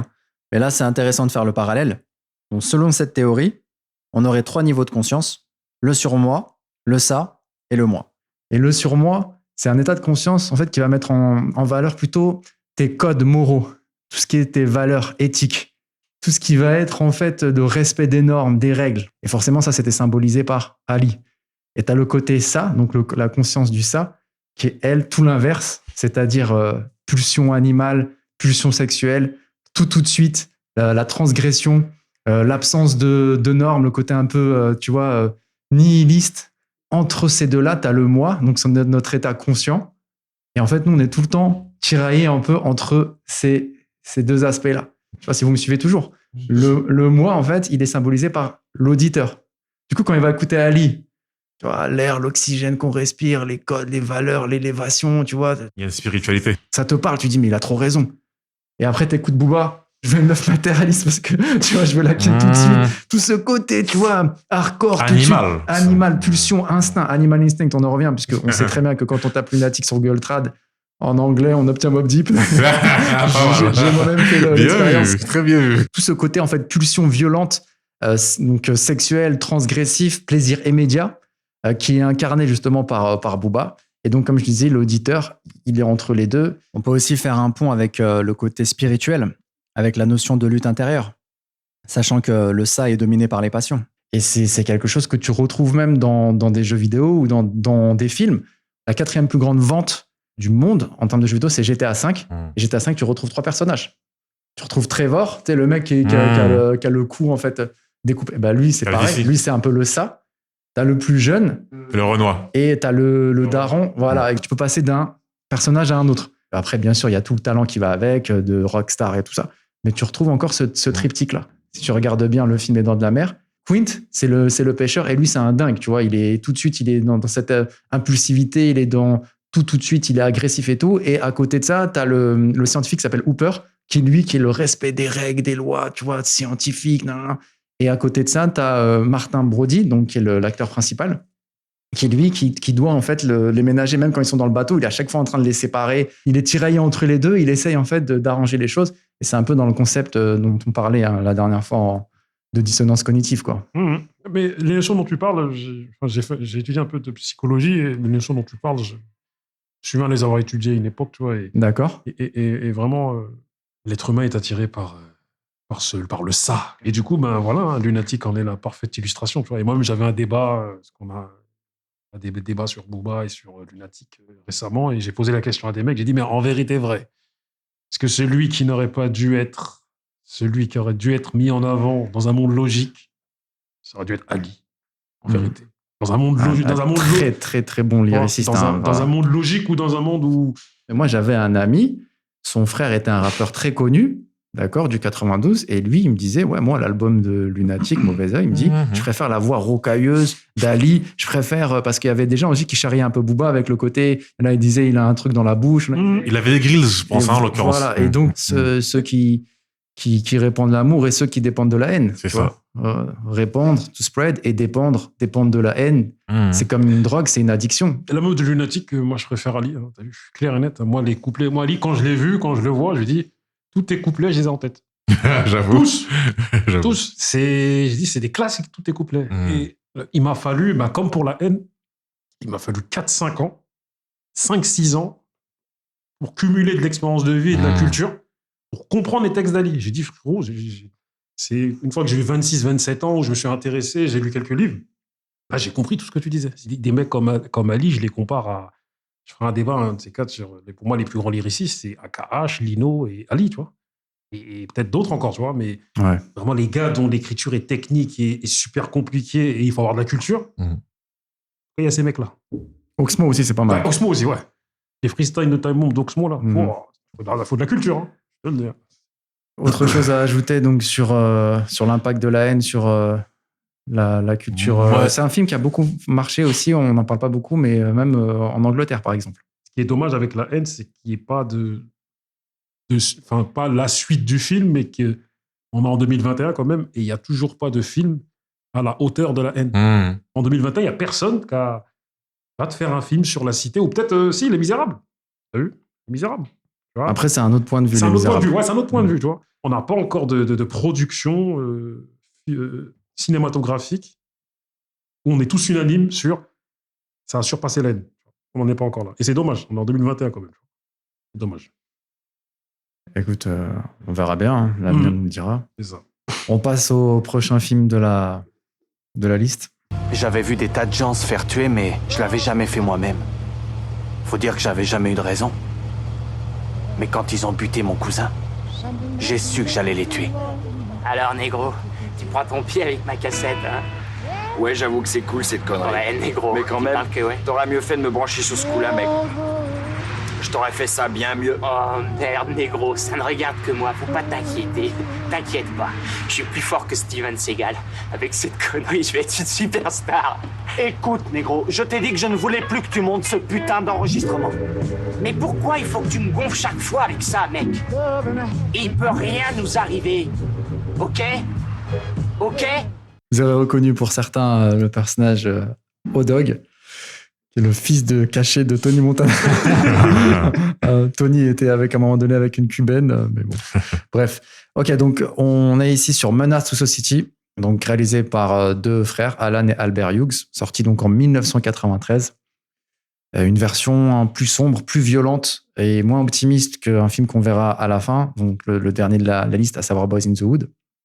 Donc là, on est face à deux anti-héros, donc Kane, qu'on a entendu là, qui est aussi dans un schéma de storytelling. En tout cas, ils étaient vus comme ça, et ils sont décrits comme ça, en tout cas dans le film, comme quoi ils sont the nightmares, les cauchemars de l'Amérique, jeunes, violents et noirs, et ils s'en foutent en fait. Moi, j'ai trouvé que les 30 dernières minutes du film, elles sont très émouvantes. Il y a une dimension de tragédie, de fatalité, parce qu'on sait en fait qu'au final, Ken, il va pas partir à Atlanta avec celle qui joue Jada Pinkett. Ronnie, ouais. C'est ça. Avec le drive-by à la fin. Et là où j'ai trouvé que c'était super fort en termes de dramaturgie et même émotionnellement, c'est que en fait, on sait en fait que Ken va mourir, mais on imagine que O-Dog aussi va prendre cher. Et finalement, c'est Sharif, dramatique, tu m'as rappelé un truc. Le surmoi du film. Exact. C'est lui qui prône les valeurs et tout ça. Et au final, c'est lui qui se fait tuer et qui peut pas partir. Parce que lui, il part pas à Atlanta, mais il part avec un autre pote aussi, il déménage. Et c'est aussi ancré dans la réalité. C'est que quelquefois, tu te dis, ouais, mais lui, c'est obligé, il va prendre cher maintenant. Mais non, en fait, lui, c'est pas encore son heure. Avec cette fameuse phrase qui a été samplée, resamplée, re-resamplée. Salut mon vieux, tu me reconnais? DJ Scorp featuring Sultan, donc un morceau donc Sultan, tu me reconnais. Nino, salut mon vieux. Donc là, plus récemment, un texte de Booba avec Perpète comme Pernel. Un personnage, on entend beaucoup parler de lui, et puis après, ils vont le visiter justement en prison. Au bout des rêves aussi, pareil. Ouais, c'est ça, je crois que c'est dans le morceau Au bout des rêves de Booba. Ouais, c'est ça. Il y a A$AP Rocky aussi qui fait une référence au film sur un morceau qui s'appelle One Train. Brands Like I'm O-Dog, tu vois, et voilà. C'est un film qui a coûté 3,5 millions et qui en a rapporté 30. Alors moi, en fait, quand j'étais jeune, ce film, il m'a choqué parce que j'étais pas prêt en fait à avoir tant de violence. J'étais pas conscient que dans le monde, il y avait vraiment tant de violence, parce qu'il faut pas croire que ça, c'est que du cinéma. Ce film, c'est la réalité des States, surtout de cette époque-là. Parce qu'en fait, eux, ils ont eu à Los Angeles certains pics de violence, comme à Watts, là, puisqu'en fait, le film, il fait suite à un émeutes, mouvement, ouais, voilà, bien une sûr. émeute, voilà, Il fait écho, ouais. Voilà. Mais dans les années 60, il y avait déjà eu la même émeute qu'il y avait eu. Et en fait, finalement, on a l'impression que le film recommence à chaque fois. Et à Washington, mais aussi à Watts aussi. Oui. Ouais. Et j'étais pas prêt. Et moi, ce film, je dis pas qu'il m'a pas plu, mais en fait, quand j'étais petit, c'est un film qui me faisait peur, limite. Parce que voir autant de meurtres, 10, 11 ans, voir des mecs se faire canarder tous les 4 secondes, tu peux pas. Enfin, bref, voilà. On s'attache beaucoup à Kane. Encore cette histoire de moi sur moi et ça. Puisque lui, en fait, au début, c'est un bon élève, qui a un avenir, voilà, qui a un bon avenir. Et il se détache d'ailleurs de O-Dog. Parce qu'à chaque fois, il fait pas la même chose que O-Dog. Lui, c'est quelqu'un qui, comme t'as dit, il s'en fiche, quoi. Il fait tout et... Je crois qu'il a 17 ans. Je crois qu'il est même mineur. Ouais. Tu parles de qui? Kane? O-Dog. O-Dog, ouais. O-Dog, ouais. C'est un mineur. Et Kane, il a 18 ans. Ouais. C'est d'ailleurs pour ça qu'il a inquiété par rapport à l'histoire de la cassette qu'après il vole aux Asiatiques. Et l'autre, non. Après, Oui, l'autre, c'est il ça. vient et dit, ouais, là, et là, tu t'es grillé, tout ça. Ouais, c'est ça. Voilà. Et on le voit entraîné par Dans une parce spirale. qu'il voit, voilà, parce qu'il voit autour de lui. C'est d'ailleurs lui qui a été initié par Pernell aussi. Parce que c'était Ouais, un tout ami à de son fait. père. Exactement. Et il est initié par Pernell et à la C'est fin. un peu son mentor, ouais. C'est son mentor, mais en fait, on voit tout le film que Ronnie, elle lui fait du pied, et lui, il refuse ses avances. En même temps, il lui donne de Ouais. l'argent sale. C'est un personnage qui m'a vraiment plu, et d'ailleurs, c'est pas le seul. Hein. On t'écoute, Boba. Ce film n'aurait jamais dû sortir. J'aime beaucoup. Car ce film, selon moi, il a matrixé toute une génération. tu vois. Il m'a profondément bouleversé. Et pour en revenir au début du film, en vérité, c'est Samuel Lee Jackson qu'on voit. Hein. Son père, qui canarde un mec. Tu veux pas lui rendre son oseille. Tu vois, et petit Kenny, Kane, il est là, il voit ça. Chez lui, en fait, tout à l'heure, on parlait en off du poker et toutes ces choses-là, mais aux États-Unis, en fait, c'est une culture, ça. C'est-à-dire Carrément, gambling. Exactement. La Ouais. culture des PIMP, la culture des jeux, la culture de. Les jeux d'argent. Des jeux d'argent. Leurs parents, Ouais. ils étaient déjà dedans, en fait. Ouais, Du coup, en fait, exactement. eux, en fait, ne sont le fruit de ça. Et quand tu vois qu'aux États-Unis, ben, les rappeurs, en fait, j'expliquais ça à des gens il n'y a pas si longtemps, que ce qu'on voit dans les clips, c'est toute une imagerie qui est liée à leur culture. C'est-à-dire la culture des PIMP, la culture des strip clubs. Et en France, tu vois des rappeurs ou des rappeuses ou des chanteuses qui vont imiter ça sans savoir qu'en fait, là-bas, c'est ancré dans lié la à leur culture. culture. C'est-à-dire que si tu imites des mecs aux États-Unis dans tes clips en vouloir faire comme eux, bah, clairement, tu as vu, bah, tu fais ça comme une prostituée, une escort girl, tu es en train d'imiter des gens qui sont dans des postures qui sont graves pour nous, mais pas pour eux. En effet. Tu vois. Et en tout cas, pour en revenir au film, voilà, moi je dis, il a matrixé toute une génération dans le style de vie, la sape. En fait, c'était la première fois qu'on voyait en temps réel ce qui se passait aux États-Unis. Parce qu'à l'époque, il n'y avait pas les réseaux sociaux. Donc du coup, moi je sais que le film dont on va parler après, mais qu'on a vu avant, c'était Boys in the Hood. Mais il me semble que nous, on l'a vu un peu en retard, parce que les styles étaient déjà dépassés. La musique était déjà dépassée, en fait. Et du coup, moi, ma génération à moi, 1993, quand on voyait Boys in the Hood, on se dit, bon, ça touche plus nos grands, en fait. Ouais. Parce que tu as vu, c'est moraliste. C'est des musiques qu'on... Voilà, puis il y avait tout, il y avait un propos qui était autre. Donc, on était moins touchés par ça. Et Menace, quand on l'a vu, ça tournait en cassette au quartier. On a fait, mais vous connaissez le film Menace Society? En fait, c'est le 2. Il y en a il y a le premier qui va se faire Pas mal du tout. Parce que ça, c'est le 2. On n'avait pas capté que c'est un jeu de mots. Si. Donc, on s'est dit, il y en a un. C'est ça qu'on aime dans cette période de VHS. Mais une époque C'est où en ça fait, on qu'on veut. comprenait pas l'anglais, tout ça, et ça nous a fait faire plein d'amalgames, plein de suggestions sur plein de trucs. Un an après, 1993, Doggy Style de Snoop. En fait, ça y est, on a vu, on a dit, d'accord, ce qu'on voit dans les clips, Menace, eh ben, en temps réel, c'est comme ça que les mecs, ils sont, vers là-bas. Là. En plus, nous grillons des profondément West Coast. Donc, du coup, on a vu O-Dog, toutes ses sapes, baisser un peu son pantalon, les mocassins. Eh, négro, ça dit quoi, négro? On a commencé à s'appeler comme ça. Mal du tout. Et il y a des bougs qui sont appelés Kenny. Des bougs qui sont appelés Awax. Et, quand, à un moment donné, MC8, il conduit dans la voiture, il ne regarde pas devant lui, il est comme ça. Ouais. Mais genre, il surveille. Il y a des mecs qui conduisaient, ils faisaient ça. Baisser leur siège jusqu'à tac et étaient le bras comme ça. Mec qui faisait ça aussi. Une scène aussi du film. Je dis, le film, on l'a comment décortiqué. dire, décortiqué. C'est à un moment donné, quand Kane, il est avec sa nouvelle voiture, et il y a le son de Zap là. Trop bien, ouais.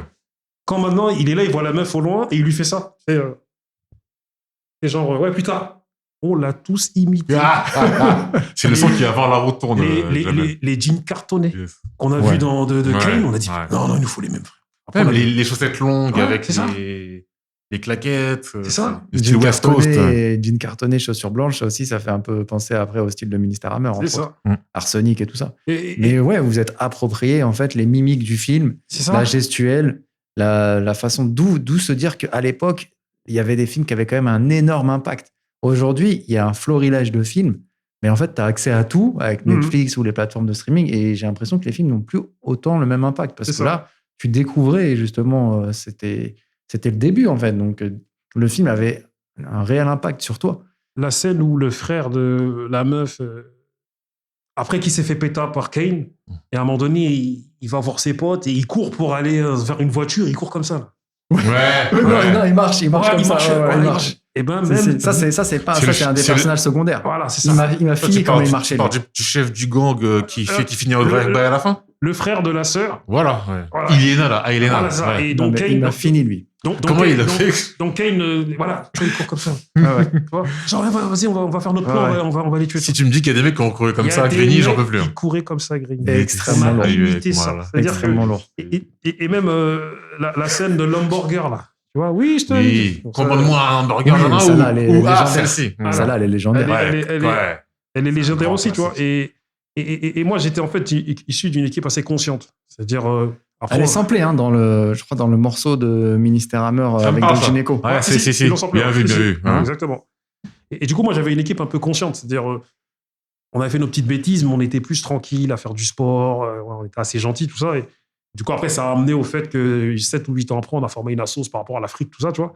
Mais nous, en fait, moi et mes gars, on a été bouleversés par ce film, par la fin.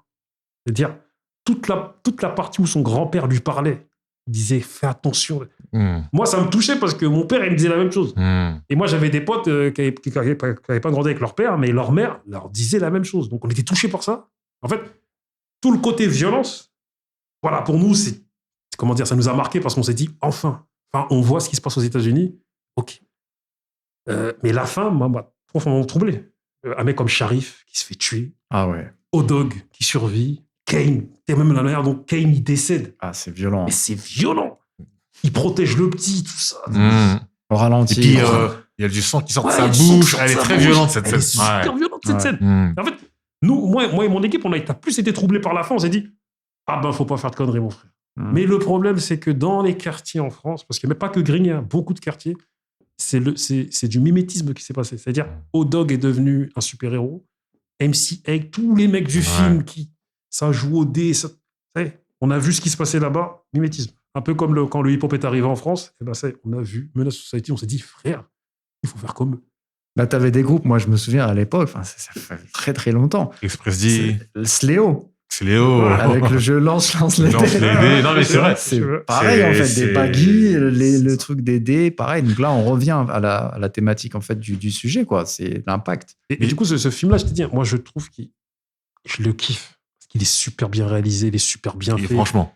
T'as vu, il y a des émotions de fou. Tout le monde joue super bien. Tout est nickel. Le film, il est perfect. Mais malheureusement, il a eu un mauvais impact dans l'ensemble des quartiers en France, notamment moi, ma génération, qui je pense qu'est la vôtre. Les gens nés entre 78 et 85, on va dire. Et ben, ça nous a matrixés. Mais ça, c'est une chose, c'est que c'est pas dans toutes les villes. Parce que, d'ailleurs, tu disais que Grigny, c'est une ville profondément West Coast. J'ai remarqué qu'en fait, il y avait des penchants dans les villes aussi par rapport à cette East, parce qu'il y avait vraiment une guerre, East Coast, West Coast, et nous... on est situé à l'ouest parisien, mais on était plus East Coast new-yorkais. Je pense que c'est petite couronne, grande couronne, la différence. Grande couronne, c'était la West. C'était le truc un peu du rap qui arrivait plus tard. Nous, on était très proche de Paris, c'était vraiment... Nous, on était matrixés East. New York, mais fois 1000. C'était New York. Mais la chose, c'est que t'as vu, moi, avec mon équipe, en fait, on kiffait la West Coast, mais moi, j'étais beaucoup East. Moi, je suis pro Wu-Tang, tu vois. Toi, t'es bon Wu-Tang. En fait, il y a la West Coast maillot aussi. Deep. Parce que dans mon top 3 des meilleurs albums, je te le dis, il y a Chronique. Ouais, c'est vrai. Non, Doggy Style, Et Chronique 2001, tu vois. C'est magnifique, tu vois. Et du coup... c'est clair, Et du coup, c'est paradoxal parce que c'est violent aussi. Ce qui se dit, c'est qu'ils ont démocratisé la violence verbale, les insultes, les armes et tout ce qui va avec, tu vois. Mais parce que c'est bien fait. Voilà, c'est tout simplement ça. Et malheureusement, on en revient à notre style attiré par ça. Et c'est quelque chose de fou. Et pour finir vraiment avec Menace, c'est carrément même jusqu'à Grigny, on s'achetait des pistolets à billes pour imiter O-Dog lorsqu'il tirait sur les mecs. Un pistolet à billes. J'avoue. Avec le flingue que tu tiens sur le côté, comme ça. Sur le côté, ouais, on est d'accord. Ça aussi, on a connu quelques anecdotes légendaires vers la défense où on va pas... ébruiter, t'as vu. On va pas ébruiter. Et du coup, pour finir avec mon propos, moi, je pense que ce qui a eu le plus d'impact après Menace, c'est pas un film, mais c'est The Wire.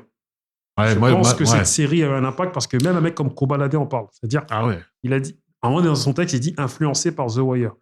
Et alors que c'est un jeune. C'est un jeune. C'est-à-dire que cette génération-là, et on va dire celle un peu d'avant, et la nôtre aussi, The Wire a clairement décrit comment tu montes, comment tu... Il fait un réseau. Voilà, comment tu te mets dans l'entrepreneuriat sombre. Et du coup, ça a eu de l'impact sur ces petits-là. Cette nouvelle génération t'a montré dans une série comment t'organiser.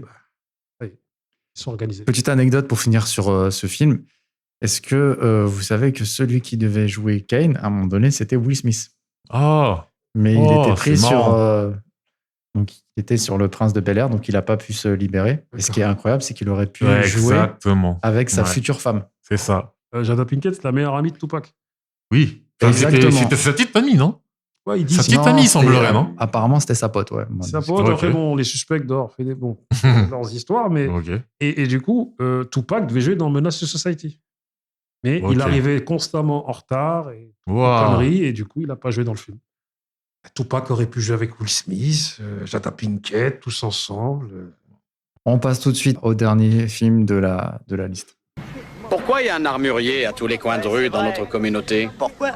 Je vais vous dire pourquoi. Ouais, vas-y. Pour la même raison que vous trouvez de l'alcool à tous les coins de rue ou presque de nos ghettos blacks. Pourquoi? Parce que les Blancs veulent qu'on se tue, qu'on se détruise. Ça, vous l'avez pas dans les quartiers chics de Los Angeles. Mais en plus, ce qu'ils veulent, c'est notre mort. D'ailleurs, le meilleur moyen de détruire un peuple, c'est de lui enlever la faculté de se reproduire, d'avoir une famille. Qui sont ceux qui meurent dans nos rues tous les soirs? Vous tous. Oui. Ici. Des frères qui vous ressemblent. Et c'est bien beau, mais quoi faire? Et si un pauvre minable veut m'allumer, moi en tout cas, je le descends avant qu'il me descende, l'enculé. C'est exactement ce qu'ils veulent que tu fasses. Alors faut réfléchir, mon frère, faut penser à l'avenir. Hein? Quelle voix charismatique. Franchement, ces comédiens doubleurs de l'époque, c'est incroyable.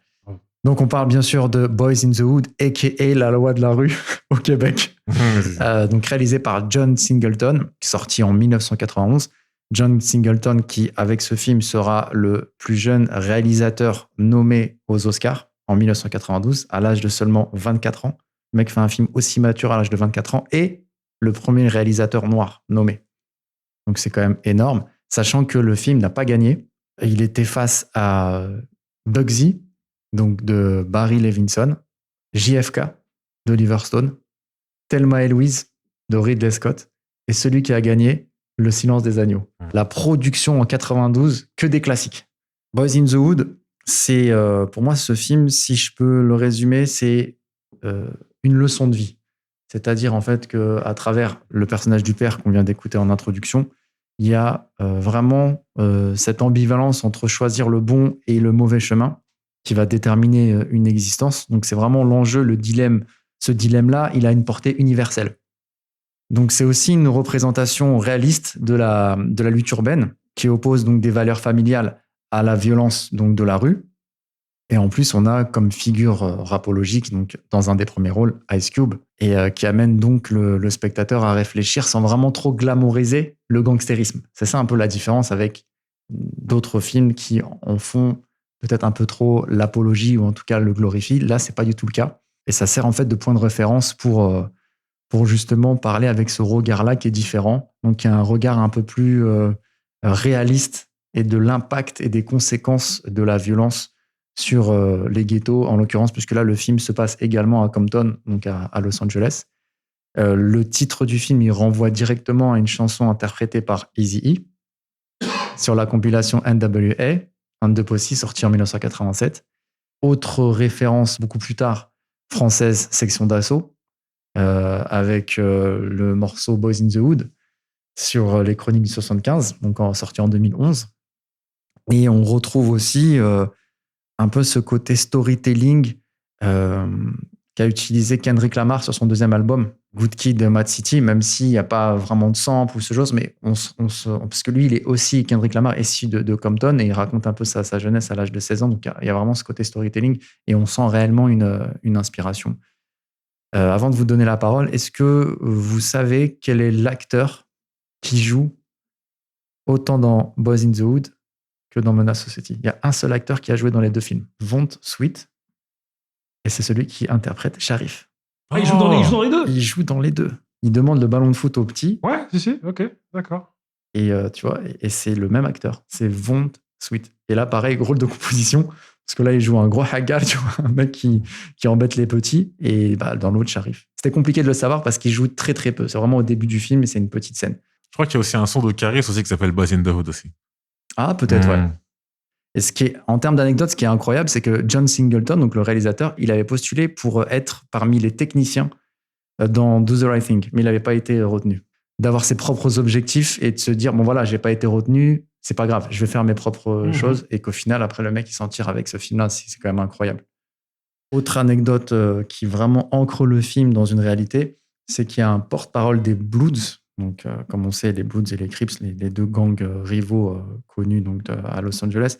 Donc, un des porte-paroles qui se faisait appeler Bone, il avait averti les producteurs que s'il filmait la scène où Duke Boy, donc, qui est en fait un membre des Bloods, si en fait il se faisait tuer dans leur quartier, les Bloods pouvaient riposter, mais dans la vraie vie, t'as vu, et tirer sur Ice Cube pour de vrai. Donc Singleton, il a tourné la scène ailleurs, et en l'occurrence dans le fast-food à l'extérieur, là, quand ils sont sur la table. Ça te donne en fait une idée de l'état d'esprit de l'époque, qui était vraiment gangréné par les gangs, et ce qui a donné après les morts qu'on connaît de rappeurs comme Tupac, Biggie, tout ça. Donc c'est vraiment ancré dans cette réalité qu'aujourd'hui, ça paraît fou, quoi, pour des jeunes d'aujourd'hui. Mais c'était la réalité de l'époque. Comme je le disais tout à l'heure, on était en décalage avec les tenues vestimentaires, la musique qu'ils écoutaient. Et du coup, je pense que ça touchait plus les gars qui étaient plus âgés que nous. Et puis ça a ringardisé quelque part. Ouais, c'est ça, en fait. Voilà. Et du coup, même le propos même est... Voilà, moi, j'ai apprécié, mais j'ai toujours trouvé... Si on fait une comparaison avec Menace to Society, j'ai toujours trouvé que Boys in the Hood était assez lisse. Tu vois, mais je trouve lisse, mais quand même, le papa, monsieur Laurence Fishburne, pour moi, c'est le papa idéal. C'est-à-dire... carrément. Voilà, divorcé, mais s'occupe de son fils, lui apprend la vie, les règles. Moi, je sais que j'ai un père qui était pareil, tu vois, il t'apprend les règles, il te parle. Du coup, je pense que ça a fait du bien à cette communauté noire aux États-Unis d'avoir un père responsable qui parle à son enfant. Quand on connaît les statistiques aux États-Unis ou même dans d'autres pays, hein, enfin, ou même dans des îles, hein, tu vois, aux Antilles ou ailleurs, on sait que dû à des faits historiques, les papas sont pas souvent là, tu vois, et voilà, c'est dû à plein d'autres paramètres. Et du coup, je pense que ce film-là a fait du bien parce qu'il y a un vrai message positif, tu vois, vis-à-vis de l'engagement des papas vis-à-vis de leur famille. Ce qu'on appelait un objecteur de conscience, un peu. Exactement. Ouais, et le nom de ce film, La Comera, à Grigny, un groupe à Grigny qui s'appelle La Comera, qui, on va dire, qui a influencé le rap d'aujourd'hui. Voilà, parce que Grigny aussi, c'est West Coast, mais c'est beaucoup les sonorités du Sud. Tout ce qui est LMC Click, ces groupes-là qui ont influencé aujourd'hui les quartiers en France et le rap en France, à parler en zer, à parler avec plein de mots, les bails et tout ça, là, tu vois. Fallait que tu le places, hein. J'étais obligé, tu vois. Et du coup, La Comera, en fait, leur premier album s'appelait Boys in the Hood. T'as vu? En référence à ce film. T'as vu? Moi, je l'aime, ce film, tu vois. Je préfère Menace to Society, quand même. Ce qui est le mieux fait, c'est ce qui est le moins bien à voir, en vérité. Finalement, je sais pas si vous avez remarqué, les meilleurs films, ce sont ceux où il y a le plus de mal, etc. Menace, c'est un film, il y a beaucoup de meurtres. Il fait l'apologie du limite, hein, on va dire ça. C'est pas qu'il fait l'apologie, quand même, je dirais pas ça, parce que c'est pas romancé de cette façon. Mais en tout cas, c'est bien mettre en avant la violence. Et pourtant, c'est ce qui marche le mieux. Et c'est la même chose. Boys in the Hood, c'est plus moraliste, mais c'est quand même moins bien fait, c'est moins bien narré. Et donc, ce qui se passe, c'est que moi, j'ai kiffé le film, puisque moi, c'est le premier film que j'ai vu de ghetto. Même si je comprenais pas les problématiques, on n'a pas les mêmes. On va passer à quelques mentions honorables. J'ai obligé de parler de New Jack City, sorti en 1991, réalisé par Mario Van Peebles. Donc, Nino Brown est clairement, en tout cas, selon mon analyse, influencé par Tony Montana de Scarface, en tout cas dans sa trajectoire personnelle. On retrouve également Chris Rock et Ice-T, donc pour le côté rap. Et il y a un reboot de prévu de ce film. D'accord, je savais pas. Pas mal. Information qu'il a... qui fait plaisir. Qui t'a fait lever les yeux. Ah ouais, ça m'a fait lever les yeux, d'accord. Et je pourrais juste rajouter un truc. Rapidement, vas-y. T'as vu, je trouve que ce film, malheureusement, t'as vu, c'est la glorification aussi de l'entrepreneuriat sombre. Il y a un quartier dans le 9-2, d'ailleurs, tu vois, où carrément, ils ont imité la cité Carter. Ils avaient créé des souterrains avec des mecs cagoulés, tout un système, et c'était vraiment l'exemple, c'était New Jack City. La scène avec la petite. Nino Brown, très belle enfoirée. Elle a marqué cette scène. Ouais. Ah ouais, mais de fou malade. Moi, c'est... voilà, l'homme est érigé en exemple, alors qu'au final, c'est... Se cache derrière un enfant. C'était un salopard qui a tué Jim Lee, quand même. Mais il a pris cher, quand même, à la fin. Voilà, il a pris cher. Tu vois. On se rappelle d'un mec dans les escaliers avec un pompe. Exactement. Donc, qui a fait sa propre juridiction. C'est ça. Et vite fait, attends, parce que je sais qu'on est très pressé, Menace to Society, moi je trouve que c'est un film qui a relaté des faits, mais il a été interprété par les matrixés d'une autre manière. Voilà. Je suis d'accord. Autre film, 1993, toujours aux États-Unis, Les Princes de la Ville. Film un peu caché, film de prison, film de gang. Qu'on peut dire c'est le film précurseur de la série Oz, qui sortira plus tard, entre 87 et 2003. Série vraiment ancrée dans le réel, assez brutale, assez réaliste, avec le fameux Vatos Locos. Et là aussi, je pense qu'il y a certains quartiers de France, dans la région parisienne, où certains Français d'origine maghrébine ont peut-être porté des chemises à carreaux et des bandanas. Donc, la Honda. Et d'ailleurs, on retrouve aussi l'album du 113 qui s'appelait Les Princes de la Ville. Les Princes de la Ville, avec même un titre Réservoir Drogue, tout de suite référence au film de Tarantino. On passe à un autre film beaucoup plus tard, donc 8 Miles, 2002, de Curtis Hanson avec Eminem. Et là, pour moi, la connivence, le lien que j'aurais, ce serait plutôt peut-être la culture des Clash, avec justement l'inspiration du Word Up au Canada et plus tard après d'Egan Ton Style et Rap Contenders. Peut-être, je sais pas. Hein, j'ai un peu l'impression qu'il y a quand même un pont. Le meilleur film sur le rap. Sur le rap, hein. C'est ce film-là. Il y a aussi quand même Réussir ou Mourir. Hein. Ouais, Réussir ou Mourir. Il est lourd aussi. Hein. Mais 8 Mile, vraiment. Ouais, d'accord avec toi. C'est énorme. Au niveau. Alors, on passe maintenant à la dernière rubrique. Donc, les films à découvrir. Bon, à ce que je vois, tu fais le boucher. Mais est-ce que tu connais ? J'ai parlé d'un film qui est sorti donc en 1995 de Albert Hughes, donc un des deux qui a réalisé donc Menace, un des deux frères. C'est Dead President, Génération sacrifiée. Donc avec Chris Tucker. Vous connaissez ce film ? Ouais, je le connais. Donc ce film, il a lancé le terme président mort, synonyme donc de clash utilisé donc dans le rap. Il suit donc en 68 3 vétérans de la guerre du Vietnam, donc dans le Bronx, qui retournent dans leur quartier pour le trouver envahi de violence et de drogue. Et il décide en fait, au lieu de s'élever, il décide d'orchestrer un braquage. Et donc le film, il rappelle aussi le film Voyage au bout de l'enfer, dans sa continuité, dans son récit et dans sa narration. Et Dead President, c'est aussi un terme qui a été utilisé par Jay-Z. C'est son Et ce son, toi-même, il est passé 254 000 fois sur Génération à l'époque. Ah, faut dire ce qu'il est. Deux films un peu plus anciens, et là, qui reprend vraiment la culture vraiment hip-hop. En l'occurrence, là, c'est Wild Style, sorti en 1983. Attention, là, c'est vraiment les débuts de Charlie Ahern. Le film peut-être le plus important au niveau de la scène graffiti et hip-hop. Alors, tu as du rap, tu as du breakdance, tu as du DJing. Il a vraiment mis en scène une présentation simple mais passionnante des balbutiements de la culture hip-hop. Comprendre comment aujourd'hui on en est arrivé à l'émergence du rap actuel et de la culture hip-hop en général. Tu as même des apparitions d'artistes pionniers du rap comme Grandmaster Flash. Et il y a un autre film aussi, pareil, qui s'appelle Beat Street. Ouais, Beat Street, je pensais à celui-là. 84, réalisé par Stan Lathan. Et là, il met en scène dans le Bronx deux frères.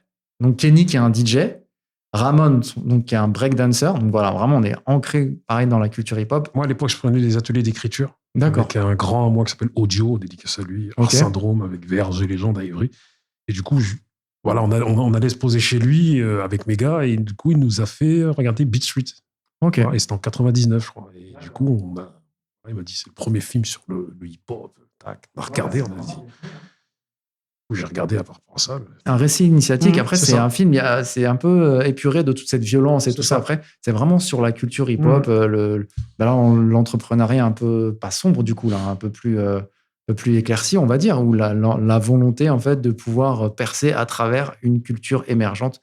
Donc, on suit, c'est plein de bons sentiments, mais c'est pas mielleux en fait. Le dernier de la liste, vous pouvez pas y échapper, c'est Juice. Donc sorti en 92 de Ernest Dickerson. 4 copains du lycée qui braquent une épicerie pour justement avoir une meilleure réputation dans leur quartier. ça tourne mal et le gérant du magasin, il est tué. Et donc, on retrouve Omar Epps, tu sais, Samuel L. Jackson, encore, et le premier rôle de Tupac Amaru Shakur dans le rôle de Bishop. On a une grosse ambiance hip-hop. Donc, l'un des jeunes protagonistes dans le film est aussi DJ. Et pour l'anecdote, vous savez qu'à la base, c'était pas Tupac qui devait être pris pour le rôle, en fait.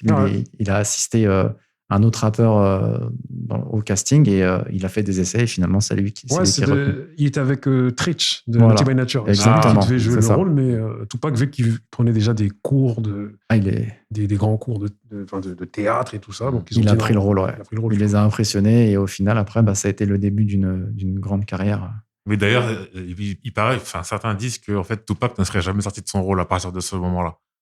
Il voulait pas se faire appeler autre que Bishop, même à l'extérieur du film, etc. Et que c'est là que sa carrière, même musicale, elle a pris un autre tournant, d'ailleurs. Ce que j'ai entendu, c'est qu'en fait, à cette époque-là, Tupac était assez gentil, tu vois. Enfin, il était pas le Tupac qui était allé en tôle et que Suge Knight t'avait récupéré, tu vois. Donc, d'après d'autres récits, ils disent que c'est les gens qui l'ont attribué ce rôle-là, alors que le mec, il n'était pas encore chez Death Row avec toutes les diableries qui vont suivre après, tu vois. Ouais, c'est un peu un rôle qui lui a collé à la peau, alors qu'en réalité, dans sa personnalité, il n'était pas... À ce moment-là, il n'était pas ce personnage-là, exactement. Comme il a été après sa première partie de carrière, Tupac, grave cultivé. Voilà, c'est du rap conscient, en fait. Voilà, c'est du rap conscient. T'as vu, Me Against the World, c'est du rap. Voilà, et celui d'avant aussi. C'est après, Suge Knight, je sors de prison. Ça, double LP de dingue. Vas-y, c'est parti. Et je finis vraiment, t'as vu, parce que je ne vais pas faire le fou. Tout à l'heure, t'as parlé de Oz. T'as vu, on est attiré. Le ça nous attire. Dans mon top 3 des meilleures séries au monde, Oz. Pourtant, c'est hardcore ce qui se passe dans Oz. C'est des communautés, c'est des histoires, c'est des règlements de compte, c'est des viols. C'est même pas un film, ça, c'est un documentaire, en fait. Oz, c'est totalement fou. Et pour moi, ça passait sur M6 à un moment donné. À l'époque, ouais. Et du coup, à l'époque, j'ai regardé les 5 saisons, comme toujours, comme Dexter, comme d'autres séries. D'un trait. Ouais, j'ai tout regardé, mais tu connais, les derniers épisodes, c'est n'importe quoi. Il fallait le finir. Il n'y a plus d'audience, il fallait finir. Tu vois, donc, mais Oz, dans mon top 3. Oui, mais après, j'ai envie de te dire, ça fait partie aussi de... Si tu n'as pas de tension dramatique, s'il ne se passe pas des choses, en fait, tu n'es pas captivé. C'est comme on dit, les trains qui arrivent à l'heure n'intéressent personne. Il faut qu'il se passe des choses. Après, c'est la finalité, le message que tu vas en retirer. Si la personne, elle regarde et elle prend, entre guillemets, du plaisir ou elle est captivée par... Elle est dans une immersion dans le film parce qu'il se passe des choses, parce que tu as des personnalités fortes, parce que tu as des enjeux, tu as des dilemmes, tu as plein de choses qui se passent. Tout de suite, en fait, forcément, tu vas pas regarder un film où les mecs, ils sont là, tiens, tu cuisines, ils sont en prison. Il y a des nuances, tu vois. Il y a le bien, il y a le mal, tout est nuancé. Par exemple, pour finir vraiment, dans mon top 3, il y a The Shield, tu vois, la série The Shield. Mais c'est totalement fou, cette série, tu vois. C'est fou. McCain, c'est fou, ça. Tu vois. À la fin, il balance, mais bon, qu'est-ce que tu veux. Merci à vous deux, en tout cas. Merci à toi. J'ai passé un très bon moment en votre compagnie à revisiter ces films anthologiques. Vous pouvez nous écouter sur toutes les plateformes audio, podcast, donc iTunes, Spotify, Deezer et plein d'autres qu'on est dedans. Je ne sais même pas comment elles s'appellent. Mais là, n'hésitez pas à laisser un commentaire si ça vous a plu. C'est important pour nous, pour le référencement, surtout sur Apple Podcast, iTunes. Donc voilà, merci à mes deux invités d'aujourd'hui. C'était vraiment un plaisir. Et nous, on se dit à très vite pour un prochain épisode. Merci. À bientôt. Salut. On arrête de jouer, tu me fais tomber 6000 balles. Et crois-moi, tu vas me payer, mon copain. Qui que tu sois. On arrête de jouer, tu me fais tomber 6000 balles. Et crois-moi, tu vas me payer, mon copain. Qui que tu sois. On arrête de jouer, tu me fais tomber 6000 balles. Et crois-moi, tu vas me payer, mon copain. Qui que tu sois. On arrête de jouer, tu me fais tomber 6000 balles. Et crois-moi, tu vas me payer, mon copain. Qui que tu sois.